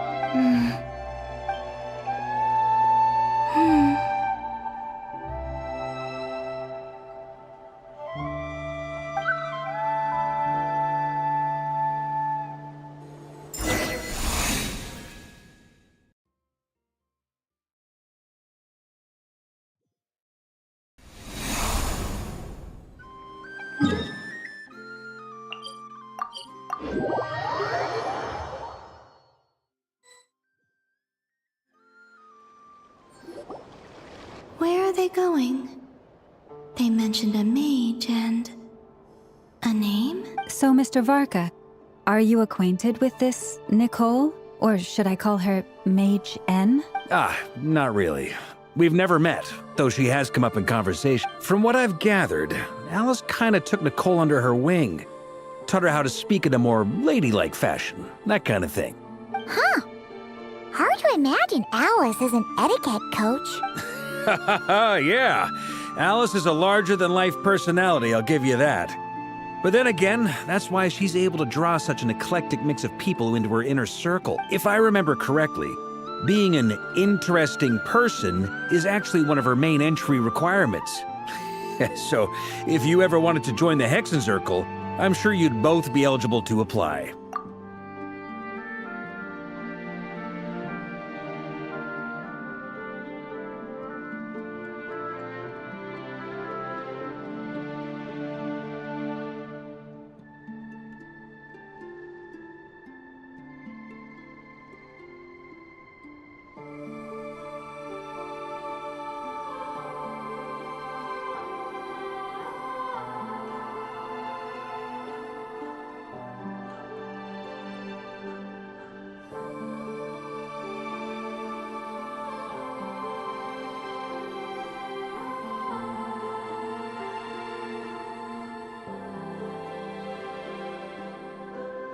Hey! Don't go around making promises on Alice's behalf!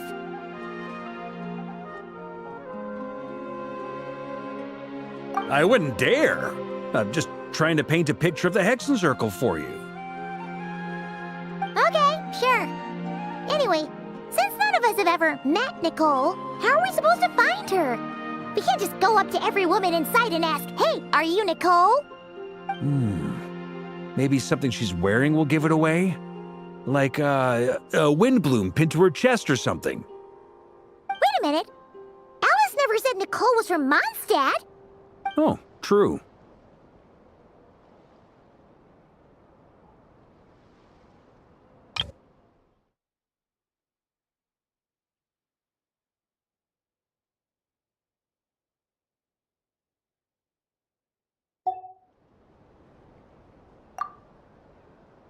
That would be...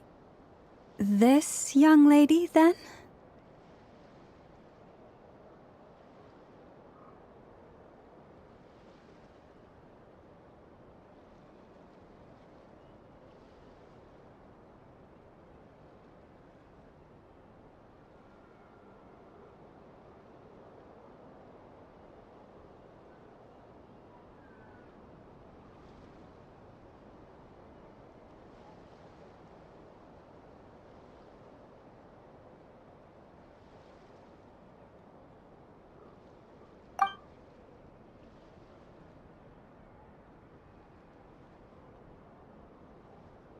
Hey there! Sorry to disturb you, but... are you Miss Nicole? Varka, Knight of Boreas of the Knights of Favonius. Alice might have mentioned me before.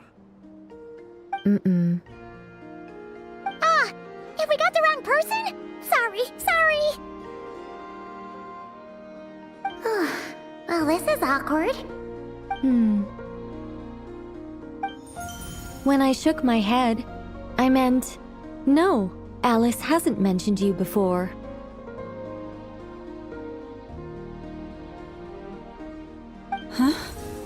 Where is this voice coming from? My apologies. For certain reasons, I am unable to speak. This is the only way I can communicate with you. It might take some getting used to, but I hope you can understand. Hey, it's fine. I'm more shocked by the fact that Alice never speaks about me. I mean, As for you two, we have crossed paths twice before, but it is nonetheless a pleasure to finally meet you. It's really you! Thanks for all your guidance in the past! You're quite welcome. This time, things are different. We have reached the unwritten pages of the story. You might say that we stand at the crossroads of fate.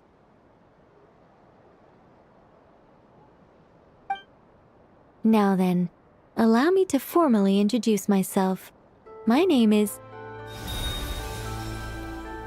No, stop! Alice!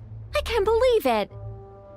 I had a whole speech prepared. I'd agonized over every single word. She always picks the worst moments to ruin other people's plans. I'm so sorry about that. Alice took the liberty of devising some bespoke self-introduction magic for each member of the Hexen Circle. But I could have sworn I deleted all of the triggering conditions for it. How did it bypass everything? Oh gosh, this is so embarrassing. This is a very different side of Nicole than what we're used to. Is she not used to face-to-face interactions? Don't worry about it. We've seen that introduction magic once already, so it wasn't too much of a shock. Please go on, Miss Nicole. We'd love to hear what you have to say, or, well, communicate. Huh? Are they talking to this lady? But... Will you all promise to forget that horrendously embarrassing introduction? sorry, embarrassing. When?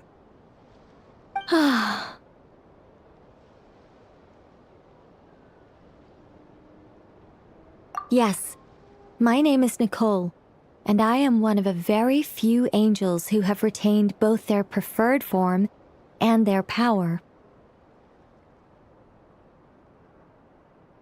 The Traveler and Paimon should be no strangers to this concept. There is another of our kind in Natlan.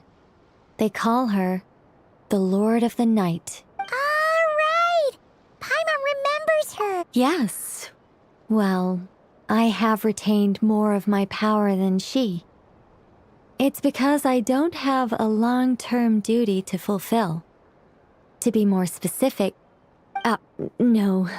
We'll be here all day if I get into the specifics. Moving on. If I'm not mistaken, you are here because you wish to learn how one might reach the moon beyond the sky. That's right. Is that something you can give us any guidance on? Yes, I do know a way. It began with the Hyperboreans, who lived after the War of Funerary Flame. Blank looks. Maybe I should start with the background of the war. Or maybe not. It shouldn't be an issue. I'll fill in the gaps for you when we have more time. Anyway, after that war ended, the three moons retreated to beyond the false sky. The Hyperboreans were humans I once aided. They accepted the civilization and creations bestowed upon them by the angels. But despite accepting many blessings of the angels, many among them still held on to their faith in the moons. They were reluctant to accept the new order.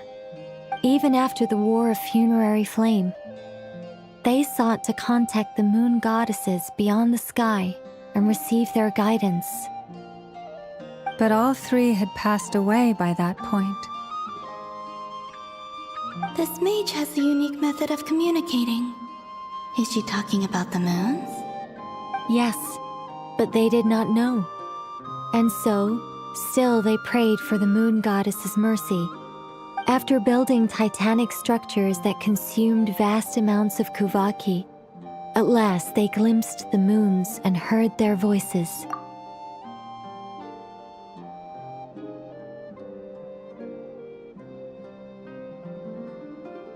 But of course, for it was then that they realized the 3 moon goddesses were dead. Oh, that's such a sad story. It is. Humanity was in a very sorry state at that time. The angels who had once aided them were gone, and the war of funerary flames had left them homeless and destitute. Just a second, I gotta ask. How relevant is all this history to the task at hand? Well, I mean, it's... Okay, it seems we've drifted into irrelevant narrative waters. It's been a while since I've had the chance to speak inside someone's head. As soon as I got started, I lost control and the words just flowed out like a waterfall. What I'm trying to say is... Right, yes, that's it. The relevant part is the ritual created by the Hyperboreans. The fact that they bypassed the false sky and saw the true moons implies that they successfully built a connection between Teyvat and the outside world. Which means, with enough Kuvaki and a sufficiently stable connection, it should be feasible to send one person over the border. Okay, so they built some kind of portal? Oh, yes. A portal. Yes. Is something wrong? You sound disappointed. I just didn't expect you to summarize it so well. It turns out I could have said all that in one word, if only I'd managed to think of it. No, please, it's fine. This is invaluable knowledge. I'll be sure to record and preserve everything in writing. Oh, really? Well, in that case, I suppose I could backtrack and add some more detail. I did gloss up...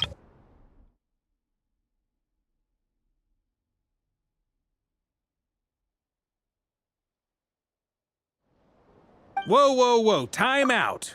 Let's summarize what we've got first. The Hyperboreans were the last ones to use this method, right? So we somehow need to find whatever structure they built and make sure there's enough Kuvaki to power it up. Luckily, we have the moon marrow of both the eternal and iridescent moons, so we're all good for Kuvaki.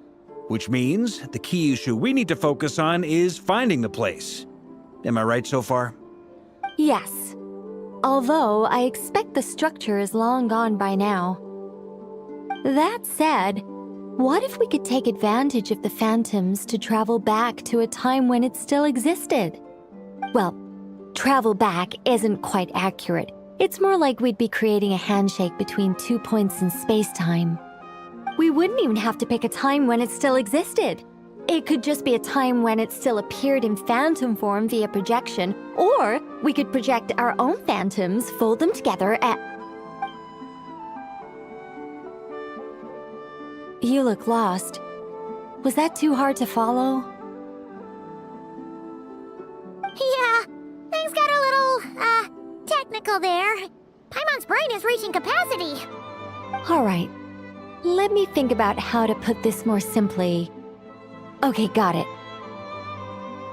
Over the next few days, I'll search for phantoms that we can use. Once I find one that meets the criteria, I'll let you know and we'll regroup. By completing certain rituals, specific individuals will be able to enter the phantom and make it to the Hyperborean structure. If everything checks out and it looks feasible, we'll just need to wait for Moon Prayer Night, and we can send the moon goddess back home. I'm really skimping on the detail here. Is this making any sense at all? I think so.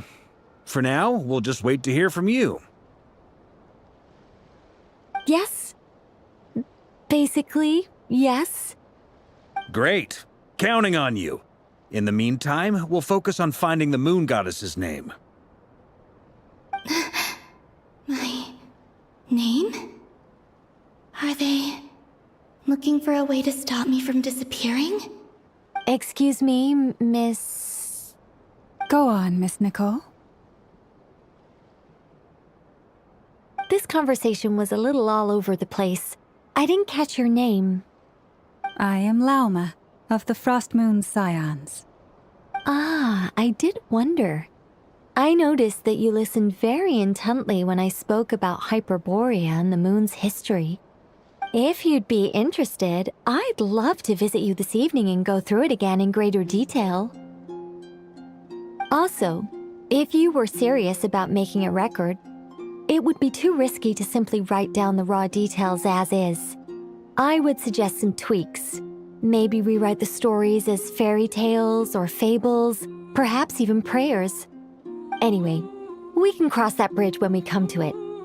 So, see you later then? Oh, and no need to prepare anything. Just a cup of tea will do. See ya! She seems friendly. It's just... It's so nice to find someone who's actually willing to listen. I've been dying for a chance to finally go through all this systematically from start to finish. Any longer and I'd probably start forgetting it.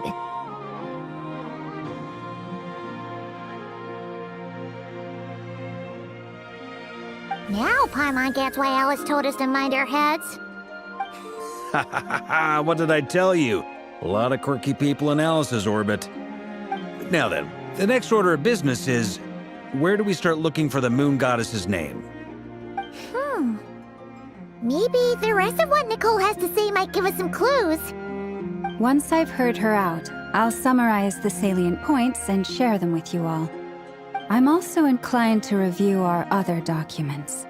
Yes, published by our Hyperborean ancestors, but many of the more factually accurate records are from after Kutar's birth.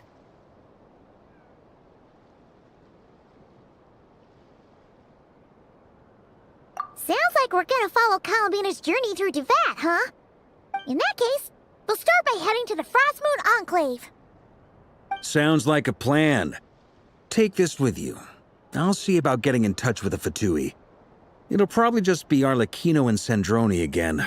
They're the only ones who would want to help. Thank you, Mr. Varka. Don't mention it.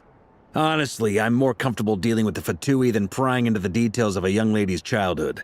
Catch you later. I should follow them, just in case there's some way that I can help.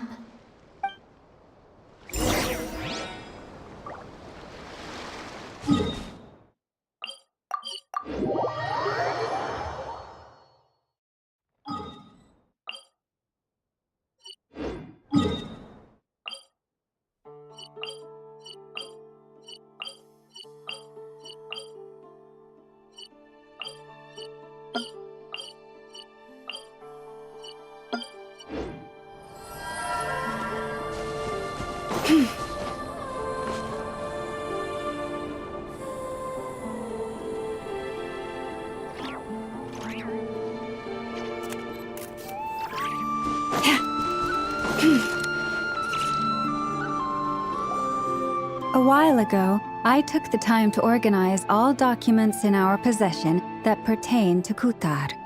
What you see here is the material I consider reliable. You're saying there's unreliable material too? Yes.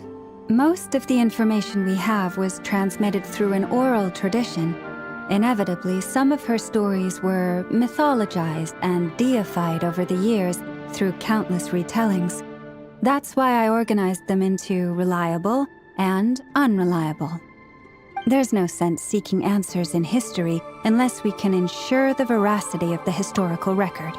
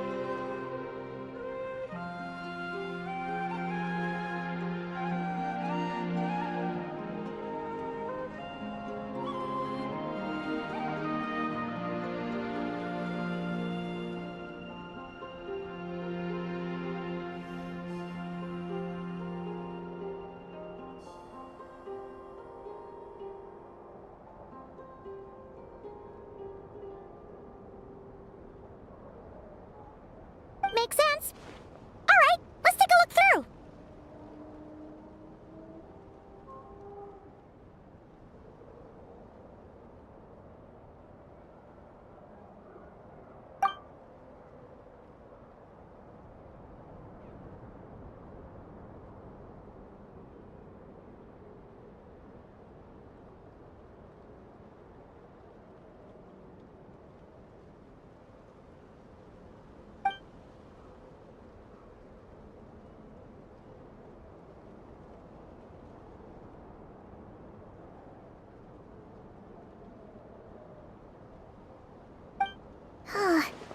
Almost all these records refer to Kotar instead of Columbina.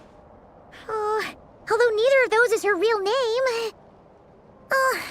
Paimon's not sure what point she's trying to make. What we can gather from these records is that the Frostmoon Scions worshipped her as a god, placing impossible expectations upon her. I cannot fault them for their earnest faith, but for all their devotion, worshipping her day in, day out changed nothing.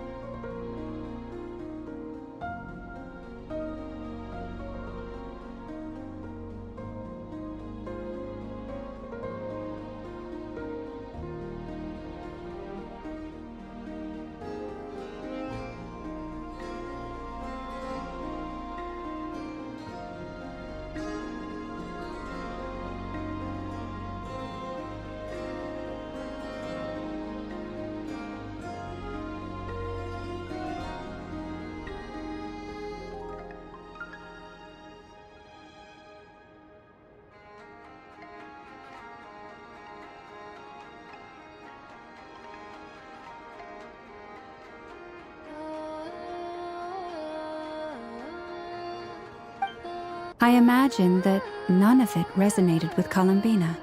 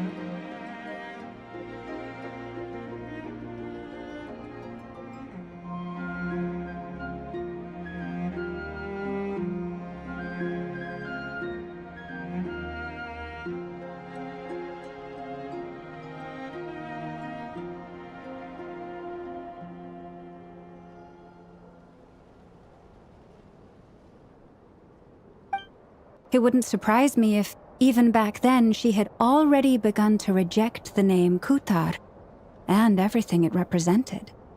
Lama speaks the truth. When I heard them call upon Kutar with hope and expectation in their voices, they may as well have been calling upon somebody else.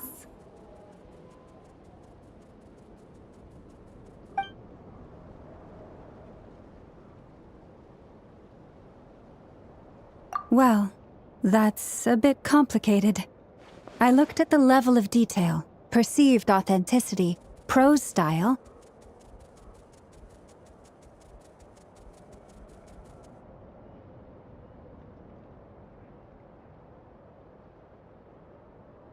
and how realistic their portrayal of Kutar seemed to be. Amongst the Frostmoon Scions of today, only I know of her existence, and I alone have spoken to her face to face. As such, I know that there are certain things she simply would never do. That being said, I have sensed some changes in her lately. Changes? Me? Oh, seems like this is getting us nowhere. For what it's worth, why don't we check the unreliable sources too? Sure. Give me a moment.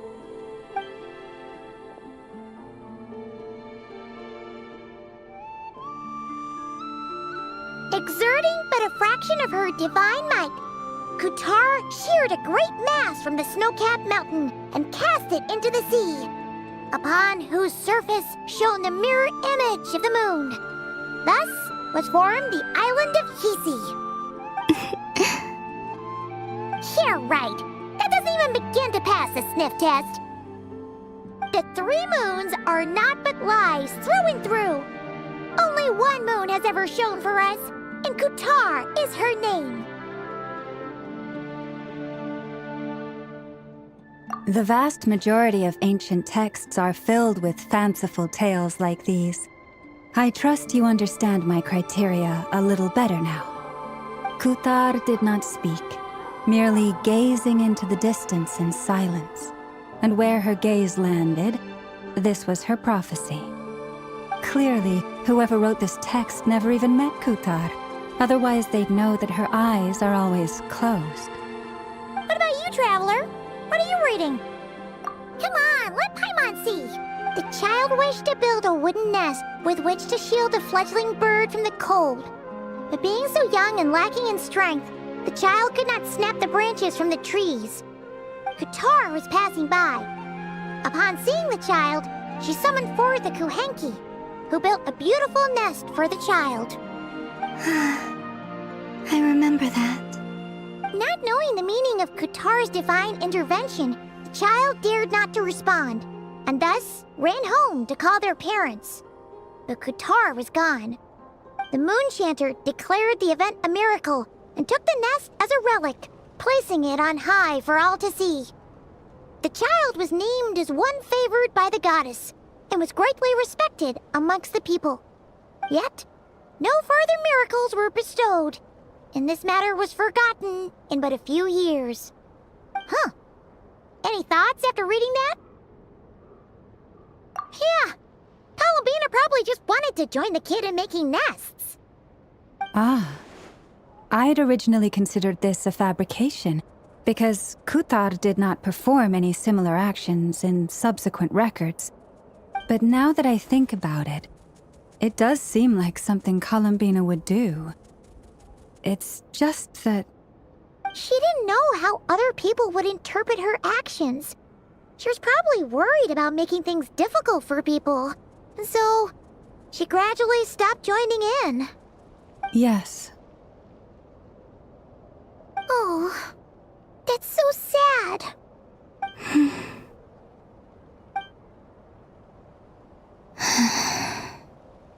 And now, I can make no such gestures of warmth, even if I want to.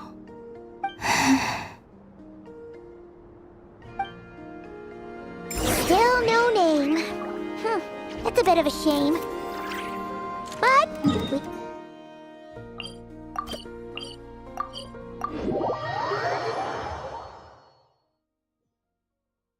Barca said he was gonna set up a meeting with Arlecchino and Sandrone, right? Let's go back to Nasha Town and see how he's doing.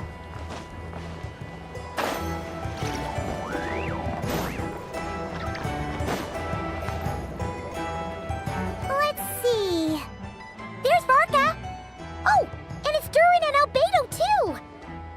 Yeah, this is pretty much the same place we bumped into each other last time.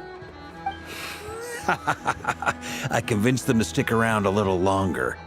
We were all waiting on people, so I figured having a little company would help pass the time. Ah, so you've been waiting for us? Does this mean that you've already arranged things with the Fatui? Sure does. Now you're back, we can go meet up with them together. How'd your investigation at the Frost Moon Enclave go? Well, we didn't find out Columbina's true name. But apart from that, it went pretty well.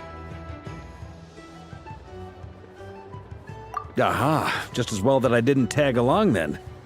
I'm sure our moon goddess wouldn't want every man and his dog knowing all about her private life. Still, desperate times, desperate measures, I guess. Someone had to do it. So, Varka was waiting on us, but what about you two? Are you waiting for Alice? Oh, no. We already met with her.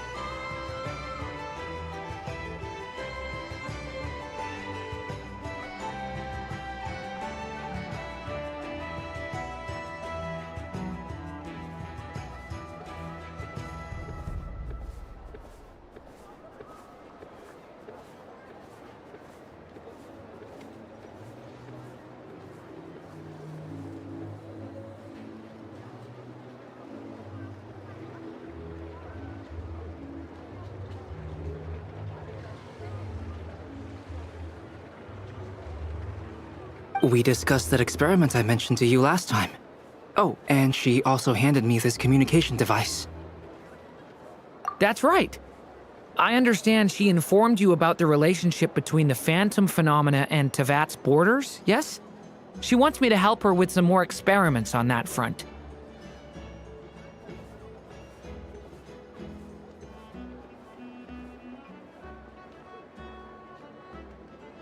She said that she'll contact me through this device with more information. Ah, I see. Following instructions and making observations. Pretty common research method. Takes me right back to Albedo's lab. Wait, then who exactly are you meeting? Someone you know. Albedo's met him too. But I don't think Miss Lauma or the Grand Master have been introduced.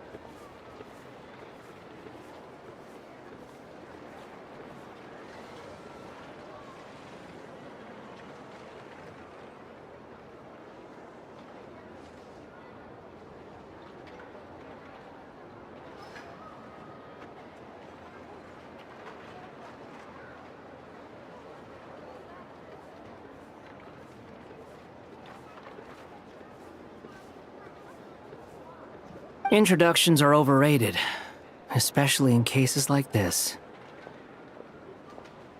It's you! So, it's not like the academia has prohibitions against going abroad. Also, I applied for leave. I've been writing to Hat Guy since obtaining a human form.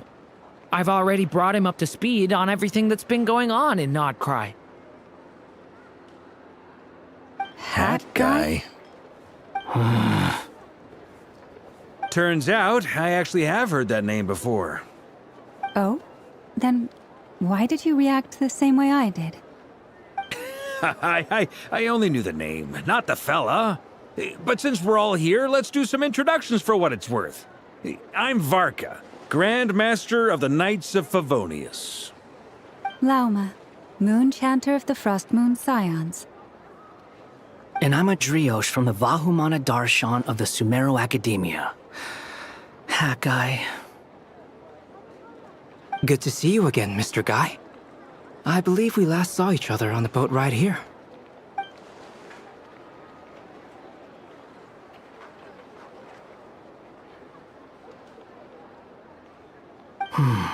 Mind you, the only reason I came here is because there's someone I want to look into. Who's that? The Doctor, also known as Dottore, second of the Fatui Harbingers.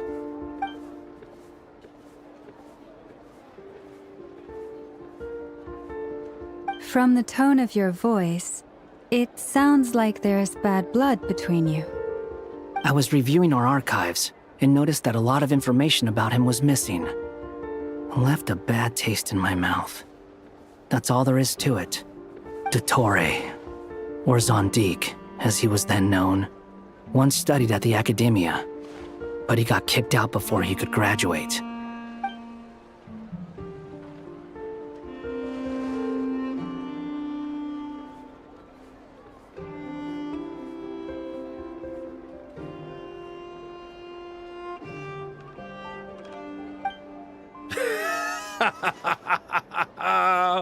So the Harbinger's number 2...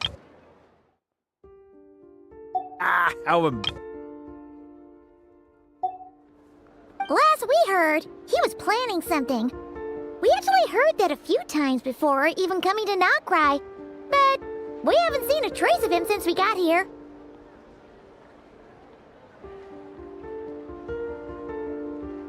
He only appears when something interests him. For all we know, he might have left already.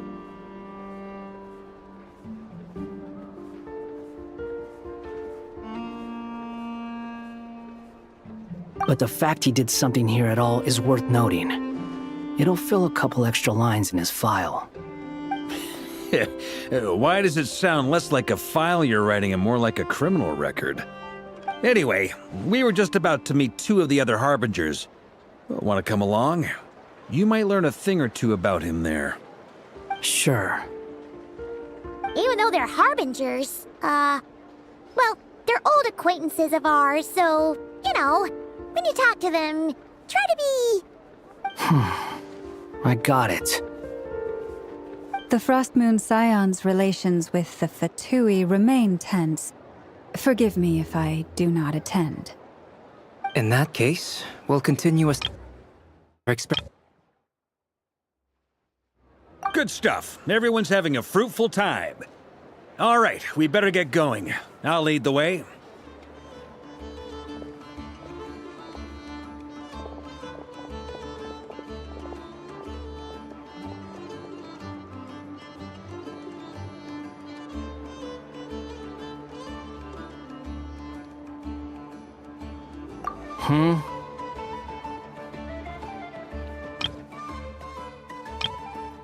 Well, yeah, that's obviously part of it.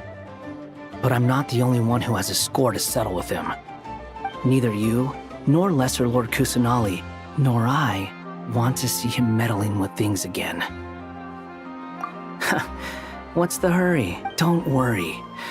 Pigeons always know which way home is.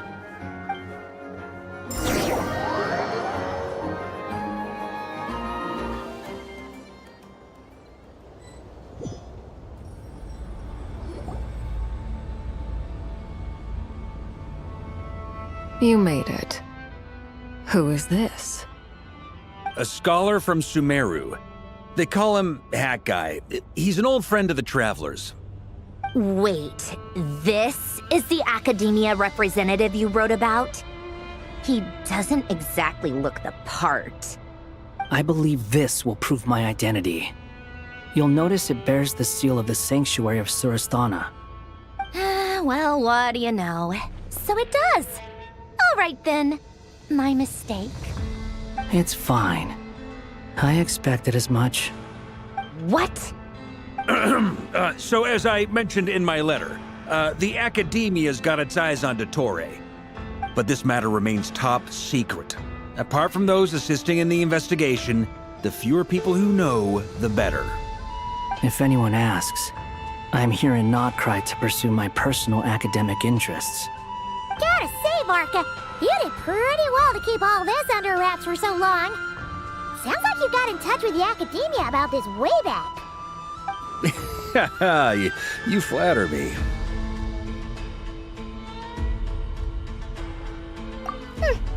Where do I even start? Remember that time we fought Rerir at Star Sand Shoal? He sure let me have it then, didn't he? I'll bet Dottore had that all sketched out, with me as his convenient little pawn. He could not care less about us if he tried, but hey! The feeling's mutual. Does Dottore really strike you as the sort who values his relationships with his colleagues? Fair point. Definitely not. Which is why I always keep my guard up whenever he starts making suspicious moves. To that extent, our motivations align. On top of which, I consider you trustworthy people. Now, back on topic. In the wake of the Reikir of Solnari episode, Sandrone and I grew suspicious about Dottore's complete inaction during the entire affair. So we tried to find out what he'd been up to, but unfortunately to no avail. He never lets anyone in on his plans. The more he cares about something, the more secretive he gets. Indeed. Perhaps he believes that by keeping a low profile, he can avoid trouble. But that trick isn't going to work on his colleagues. Yeah, I mean, he's been researching the ancient moon's remnants. And he's been trying to get his paws on the moon marrows. Only an idiot would believe he doesn't have something more planned. With this in mind, I returned to Snezhnaya and relayed my thoughts to Her Majesty the Tsaritsa, entreating her to have him recalled. That's pretty direct. Did the Tsaritsa agree? Yes. I made it abundantly clear that the Fatui's business in Notcry is almost concluded, and we do not need 3 harbingers in this territory. Her Majesty concurred. Accordingly, Dottore has returned at her orders. I imagine he is continuing with experiments, which no one besides he would ever have any interest in. Common sense might mean nothing to him, but he's not stupid. He knows that no good can come from opposing the Tsaritsa. Smarts alone won't get him all the way. He needs the Rooster's resources and Regrator's Mora, both of which the Tsaritsa can strip from him by waggling a finger. But doesn't he have a track record of publicly following orders while going against them in private? He probably has it down to a fine art by now. Wouldn't put it past him. We worked together on a research project once. Only briefly, but it was enough to show me that we're fundamentally different people. He has no interest in doing things methodically, stage by stage. His thoughts jump all over the place, and the moment his curiosity is satisfied, or he gets the results he wants, he disappears. The only similarity we share is that, once we set our minds on doing something, we will see it done, whatever it takes. Oh, we definitely saw some of that in your battle with Rerir. You got so competitive. Ugh, do not remind me. Then I believe we all concur. Dottore will not simply give up. Fantastic. Now this is turning into a whole day of unpleasant memories. Ugh. Are you talking about the moon marrow stuff? He also strikes me as the kind of person to disregard experimental regulations, ruin all the equipment, and go way over budget. Then leave the first person he can find to deal with the fallout. Exactly. This one time, he was running some high-temperature experiment and the substance exploded. But does he care? No. He orders his subordinates to open the device so he can observe the results, which causes the gas inside to leak out. That gas was poisonous! If I hadn't been there, who knows how many people might have died. And after all that, he left while I was still cleaning up after his mess. What a waste of time, he said. Waste of time? The nerve! He wasted my time! You've been bottling that up for a while, huh? Hat guy, I must say, you seem awfully familiar with internal Fatui affairs. Especially when it comes to Dottore. Thank you, Lady Harbingers, for providing such valuable information. I have no other questions for now, so I'll be on my way. Wait, what? You're just gonna leave? You're welcome to join if you want. Ugh. Just when Paimon thought he'd finally mellowed out. He makes quite the impression. I'll say. I've met tons of headstrong people, but not many of them would join me in bad-mouthing Dottore. Anyway, back to the main agenda. Barca, you said that Columbina has gone missing? Or rather, disappeared. Yeah. We're working on building a connection between her and this world. The simplest method is to find out her real name.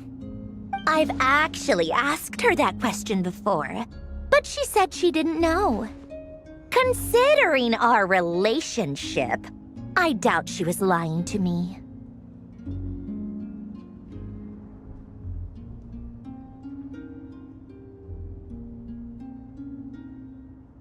As far as I recall, she was never dispatched by Her Majesty to claim a gnosis or anything like that.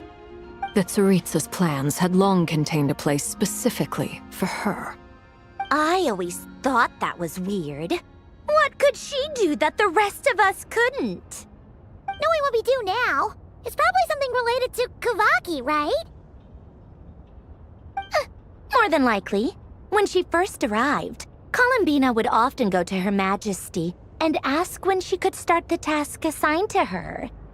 But Her Majesty always gave the same reply.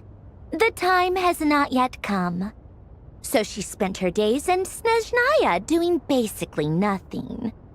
The Tsaritsa has summoned a beautiful blind maiden to be a harbinger, giving her the third seat by virtue only of her enchanting voice. It was a dumb and stupid rumor, but the reality of the situation made it hard to refute. And what happened after that? I imagine she stopped caring.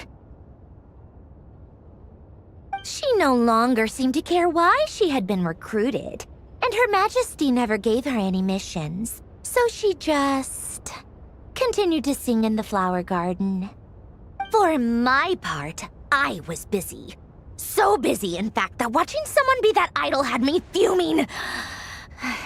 But still, I got the sense that she had long been used to a life of other people claiming she was needed when she wasn't.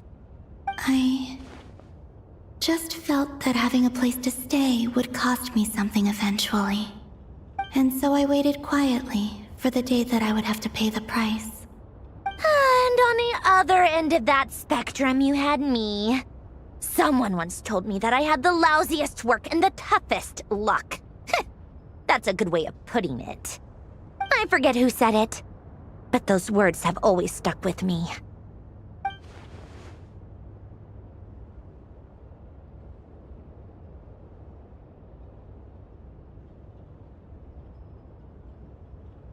But you've done your job exceptionally well all this time. Because at heart, you are a conscientious person.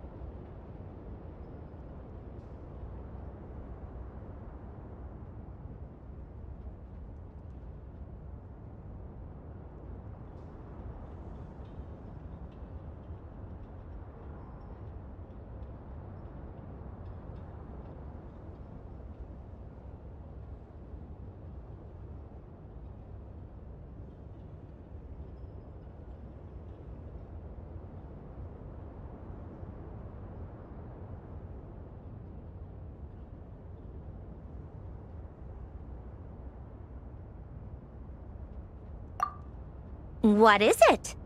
Something come to mind?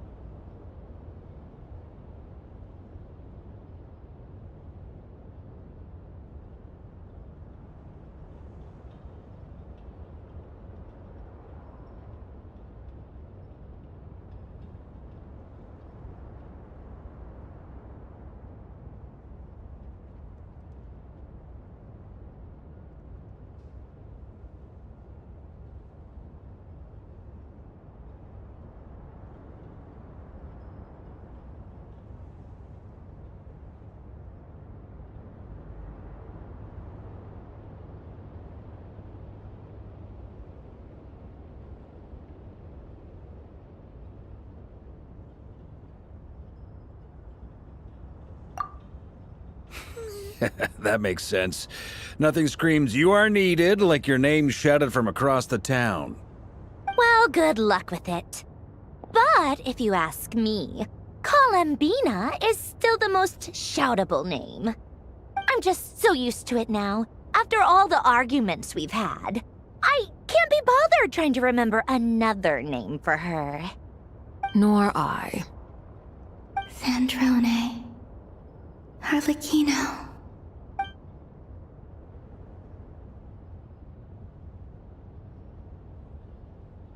Huh! It's a Sealy! Does that mean Nicole has news for us? Ladies, I thank you for your hospitality. If the chance ever comes up, I definitely owe you both a drink sometime. I'm sure it will. You can make your own way out. Heck, you've been here enough times, you probably know your way around better than I do.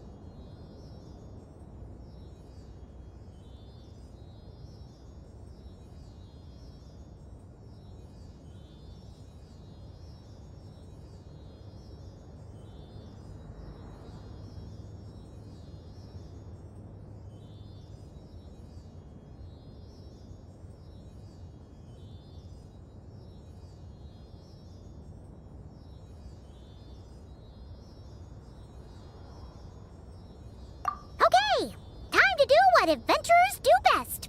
Follow that Sealy!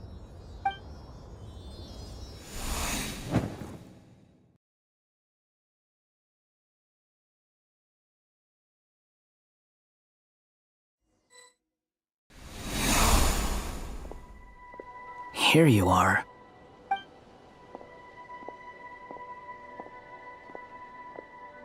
Oh, hat guy. How come you're back so soon? Did things go all right with the Fatui? Fine. Dotori's been summoned home by the Tsaritsa. Couldn't get much more than that. How about you?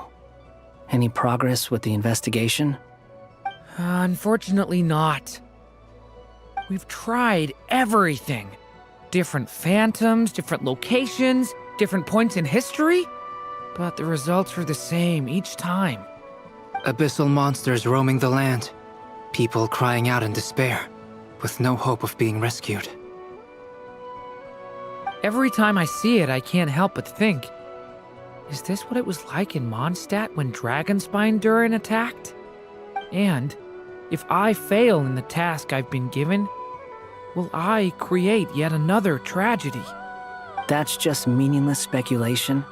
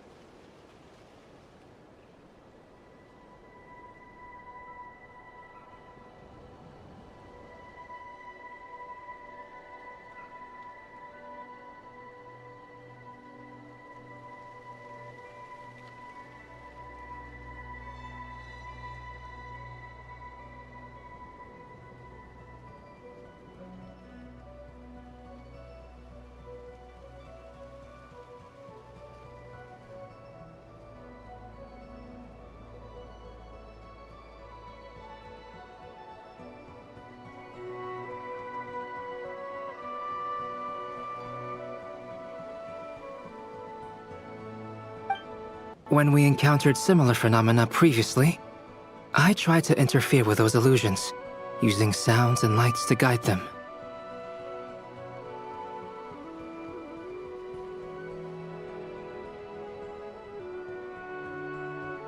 However, we could not change their fates.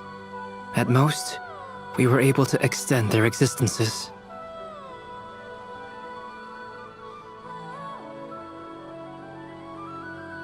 The events of the past are like fate that has been written into Irminsul. There isn't a living thing in Teyvat that can escape its past.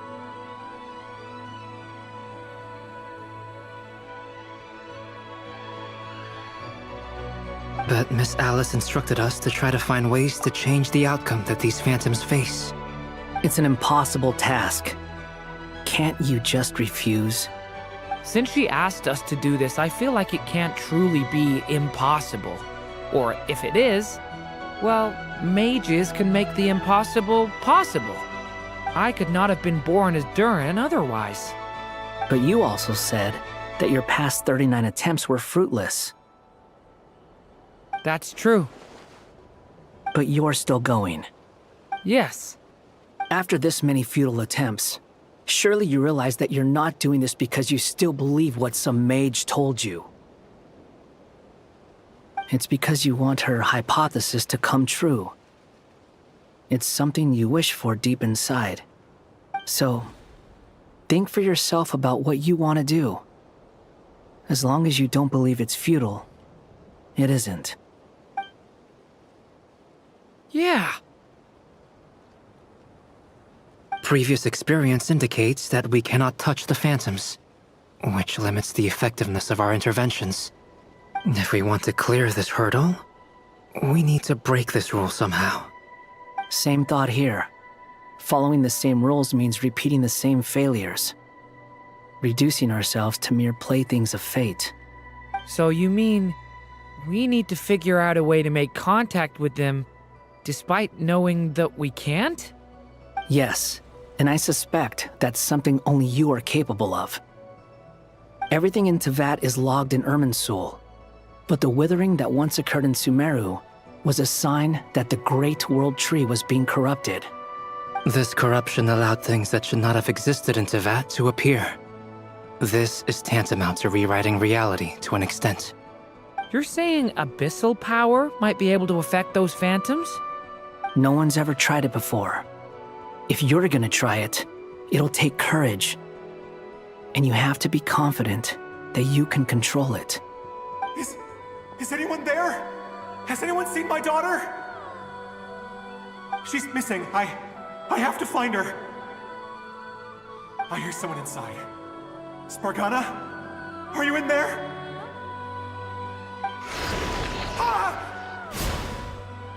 If I can use my abyssal powers to warn him that there is danger here, maybe it'll change his decision. Maybe he'll stay away. Yes. The important thing is not the nature of the power, but rather how you use it. To intimidate and obstruct. Sounds about right for the Abyss. Well, let me try. I should be able to influence that thing. Have you seen a little girl?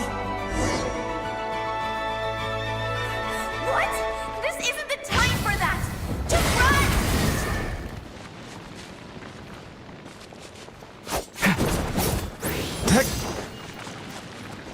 I hear someone inside. Spargana? Are you in there?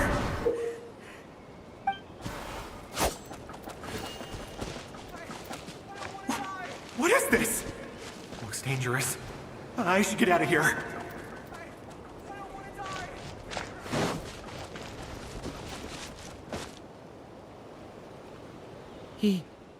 He really left. Ha! We did it! Don't celebrate too soon.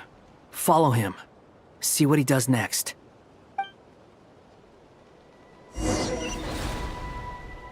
Monsters approaching from the front. You need to stop them and create an opportunity for him to hide.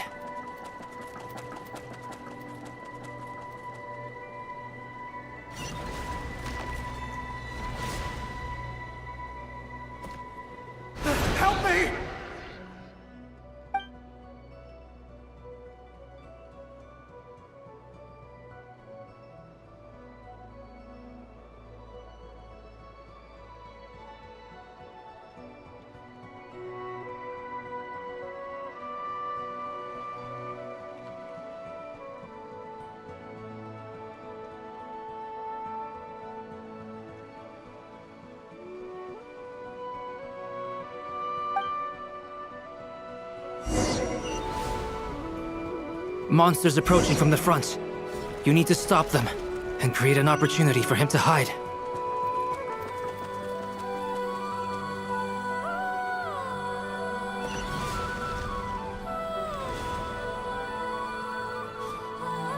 Help me!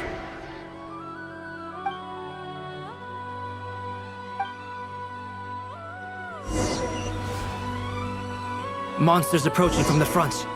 You need to stop them and create an opportunity for him to hide.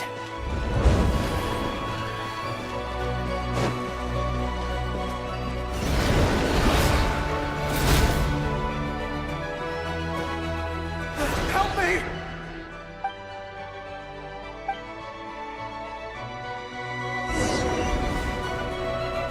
Monsters approaching from the front.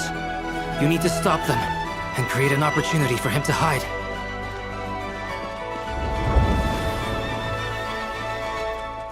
No! There's monsters ahead!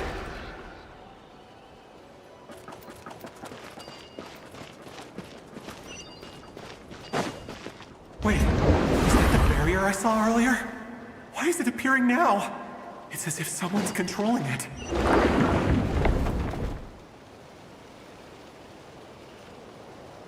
The monsters are gone. Is it safe now?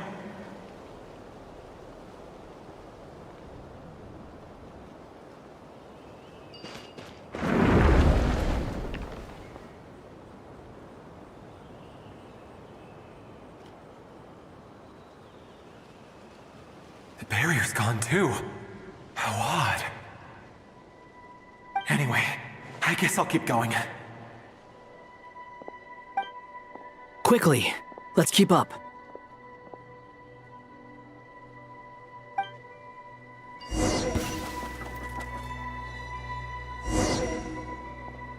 Wait, there was someone else here? Don't go any further. We've got anti-monster traps laid out everywhere. But my daughter must just be up ahead. I have to go. This way's blocked.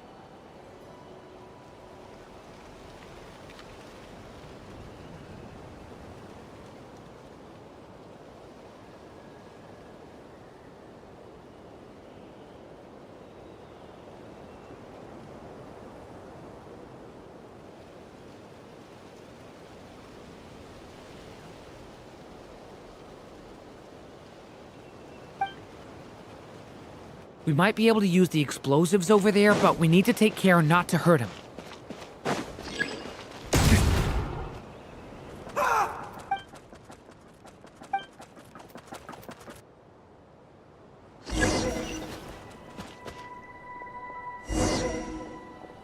Wait, there was someone else here? Don't go any further. We've got anti-monster traps laid out everywhere. But my daughter must just be up ahead. I have to go. This way's blocked.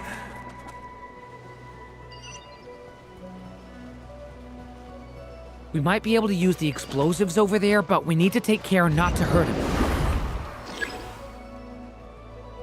I'll use the barrier to keep him at a safe distance.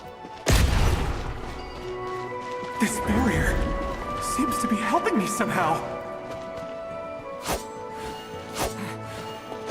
Hey, wake up!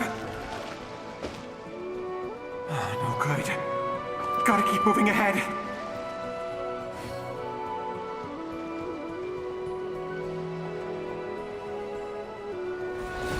So many monsters! There's still a chance, Durin. Use the traps.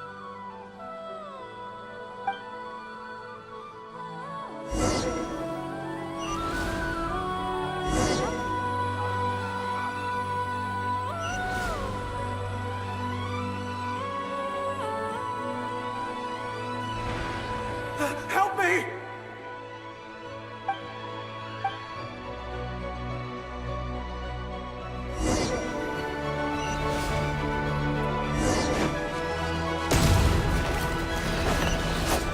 Help!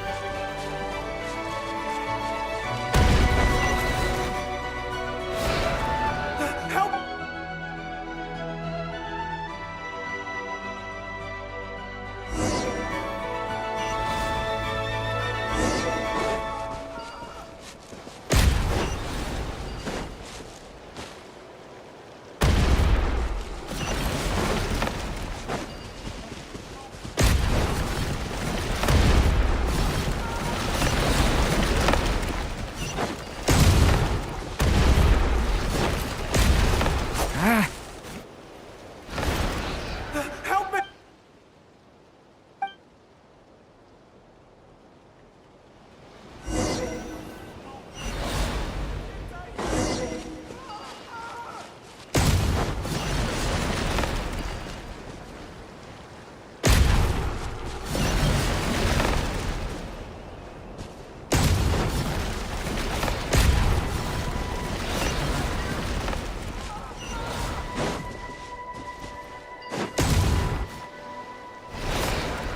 Help me!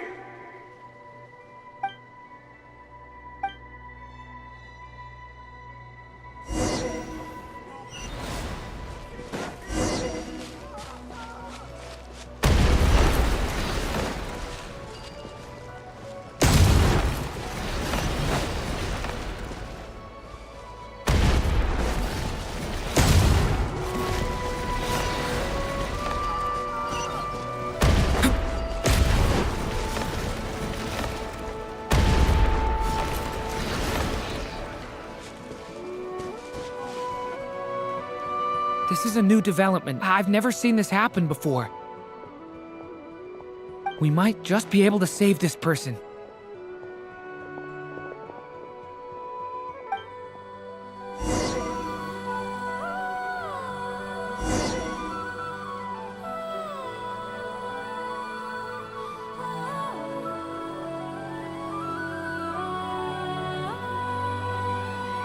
Hello there. Have you seen my daughter? Spargana's her name. She's carrying a large backpack. Get out while you still can, you fool.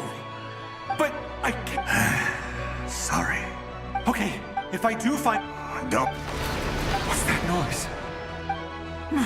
No, if...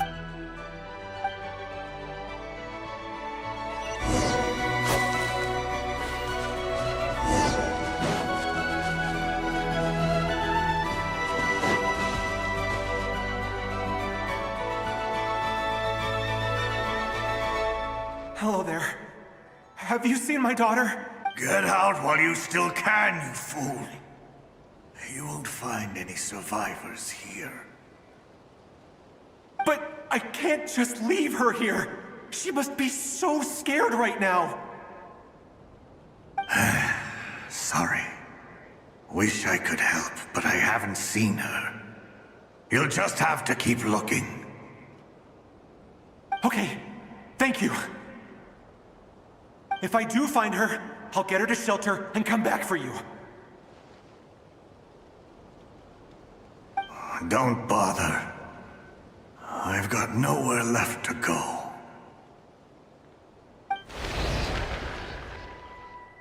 What's that noise?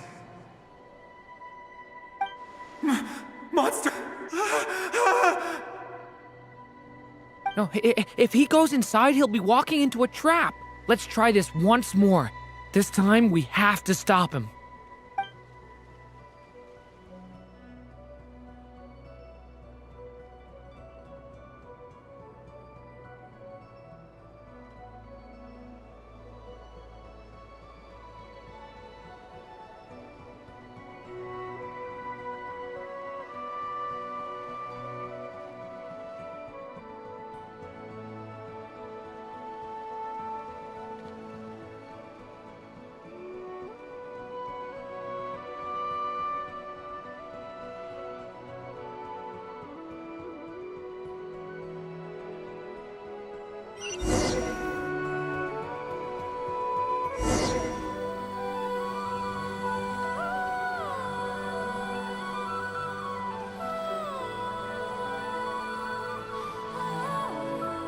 Hello there.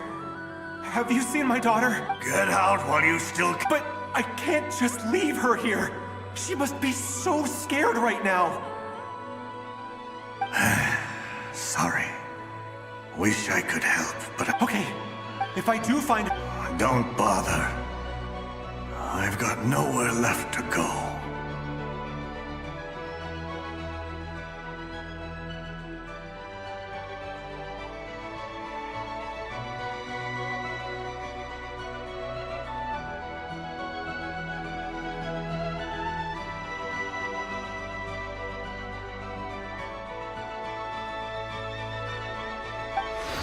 What's that noise?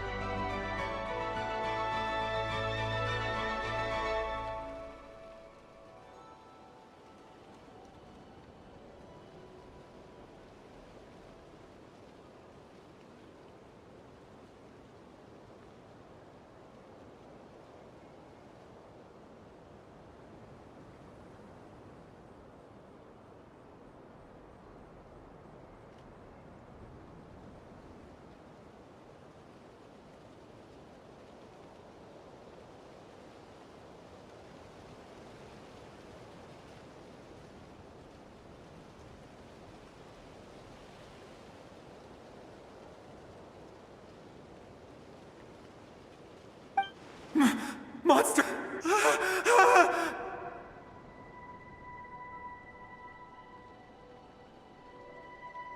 No, if he goes inside, he'll be walking into a trap.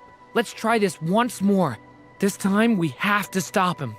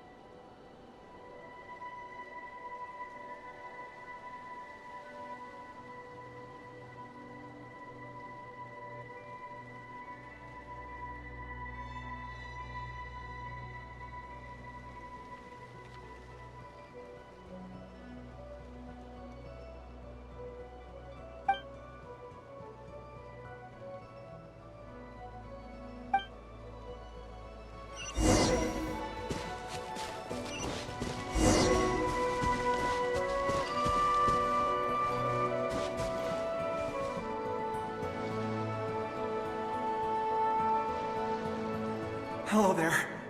Have you seen my daughter? Spargana. Get out, what? But I... Okay, if I do Don't... What's that noise? No, if...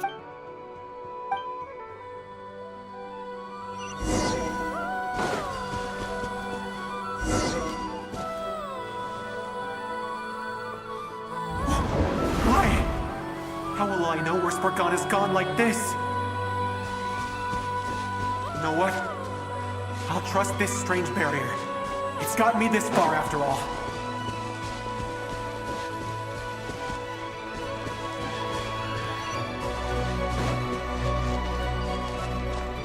Spargana, are you there? What? Hey! Let us out!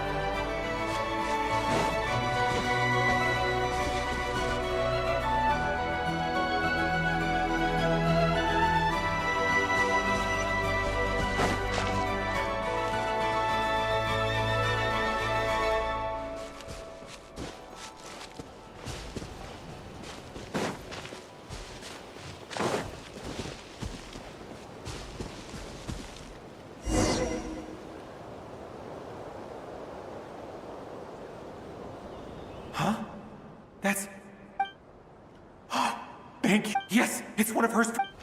Durin, just like last time. Use the explosives.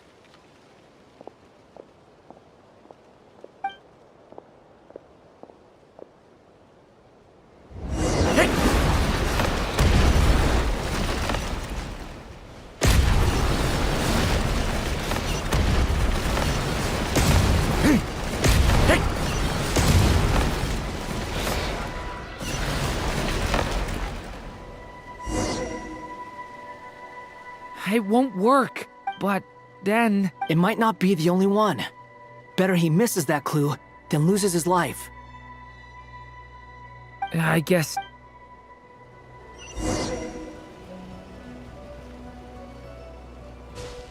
Stop him, Durin. We can't let him get any further in. That's my daughter's. I've searched. I no longer have it.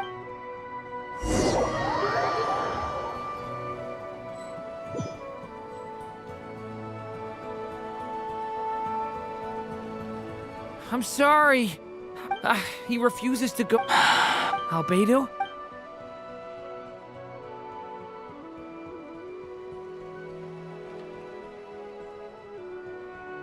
Why am I here? What's going on? All these scenes running through my head. Huh? His reactions. How many times? Huh? But I haven't done any. No. Yes. Even so. You've not seen. It seems she really isn't here. I'm just. How long do I have left? Experience says 15 to 20 minutes. 15 to. Thank you for. Now's not the.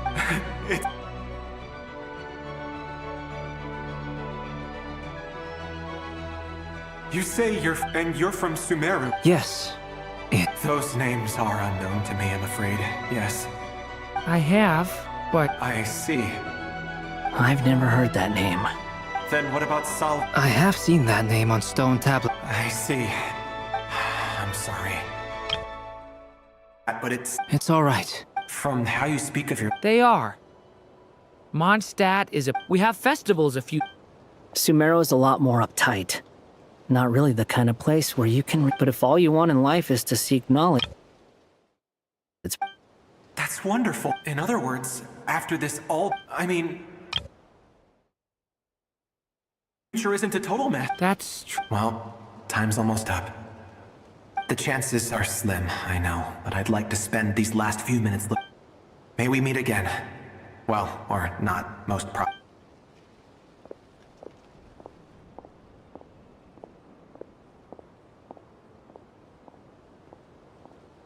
He's gone. In a few minutes, he will meet the ending of this tale. May your wishes come true. Hat guy. You've never talked about your past. Would you be willing to tell me about it? I mean, sometimes... I know about Albedo's past. As for you, you're my first friend. Either way, I mean, we're still best friends. I've told you about myself. And what did you do? Prepared for the entrance All right. If you... I was a puppet built from the branches of a white tree, using technology left behind by the Conrian schools of mechanical... A white tree? Yes. A branch of... So you had a human Yeah. But my creator, after that...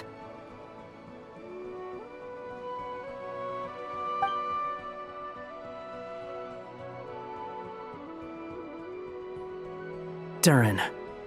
Resisting the influence of the Abyss, but no matter how hard they are, you asked me if you would create a new tragedy if you failed. But the real answer is... That guy. But at least you've got people here to help steer you path. So... I will. Alright. Hello? Hello, friends, it's me! What have you been up to, I'm detecting some unmistakable fluctuations here at the border.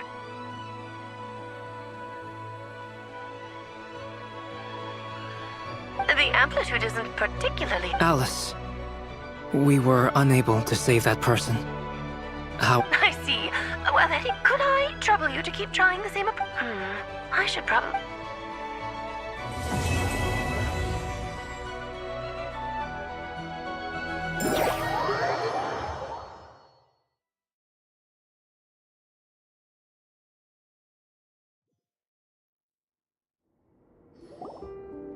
There you are. I was worried you might stop to collect treasure chests opened by the Seelie along the way.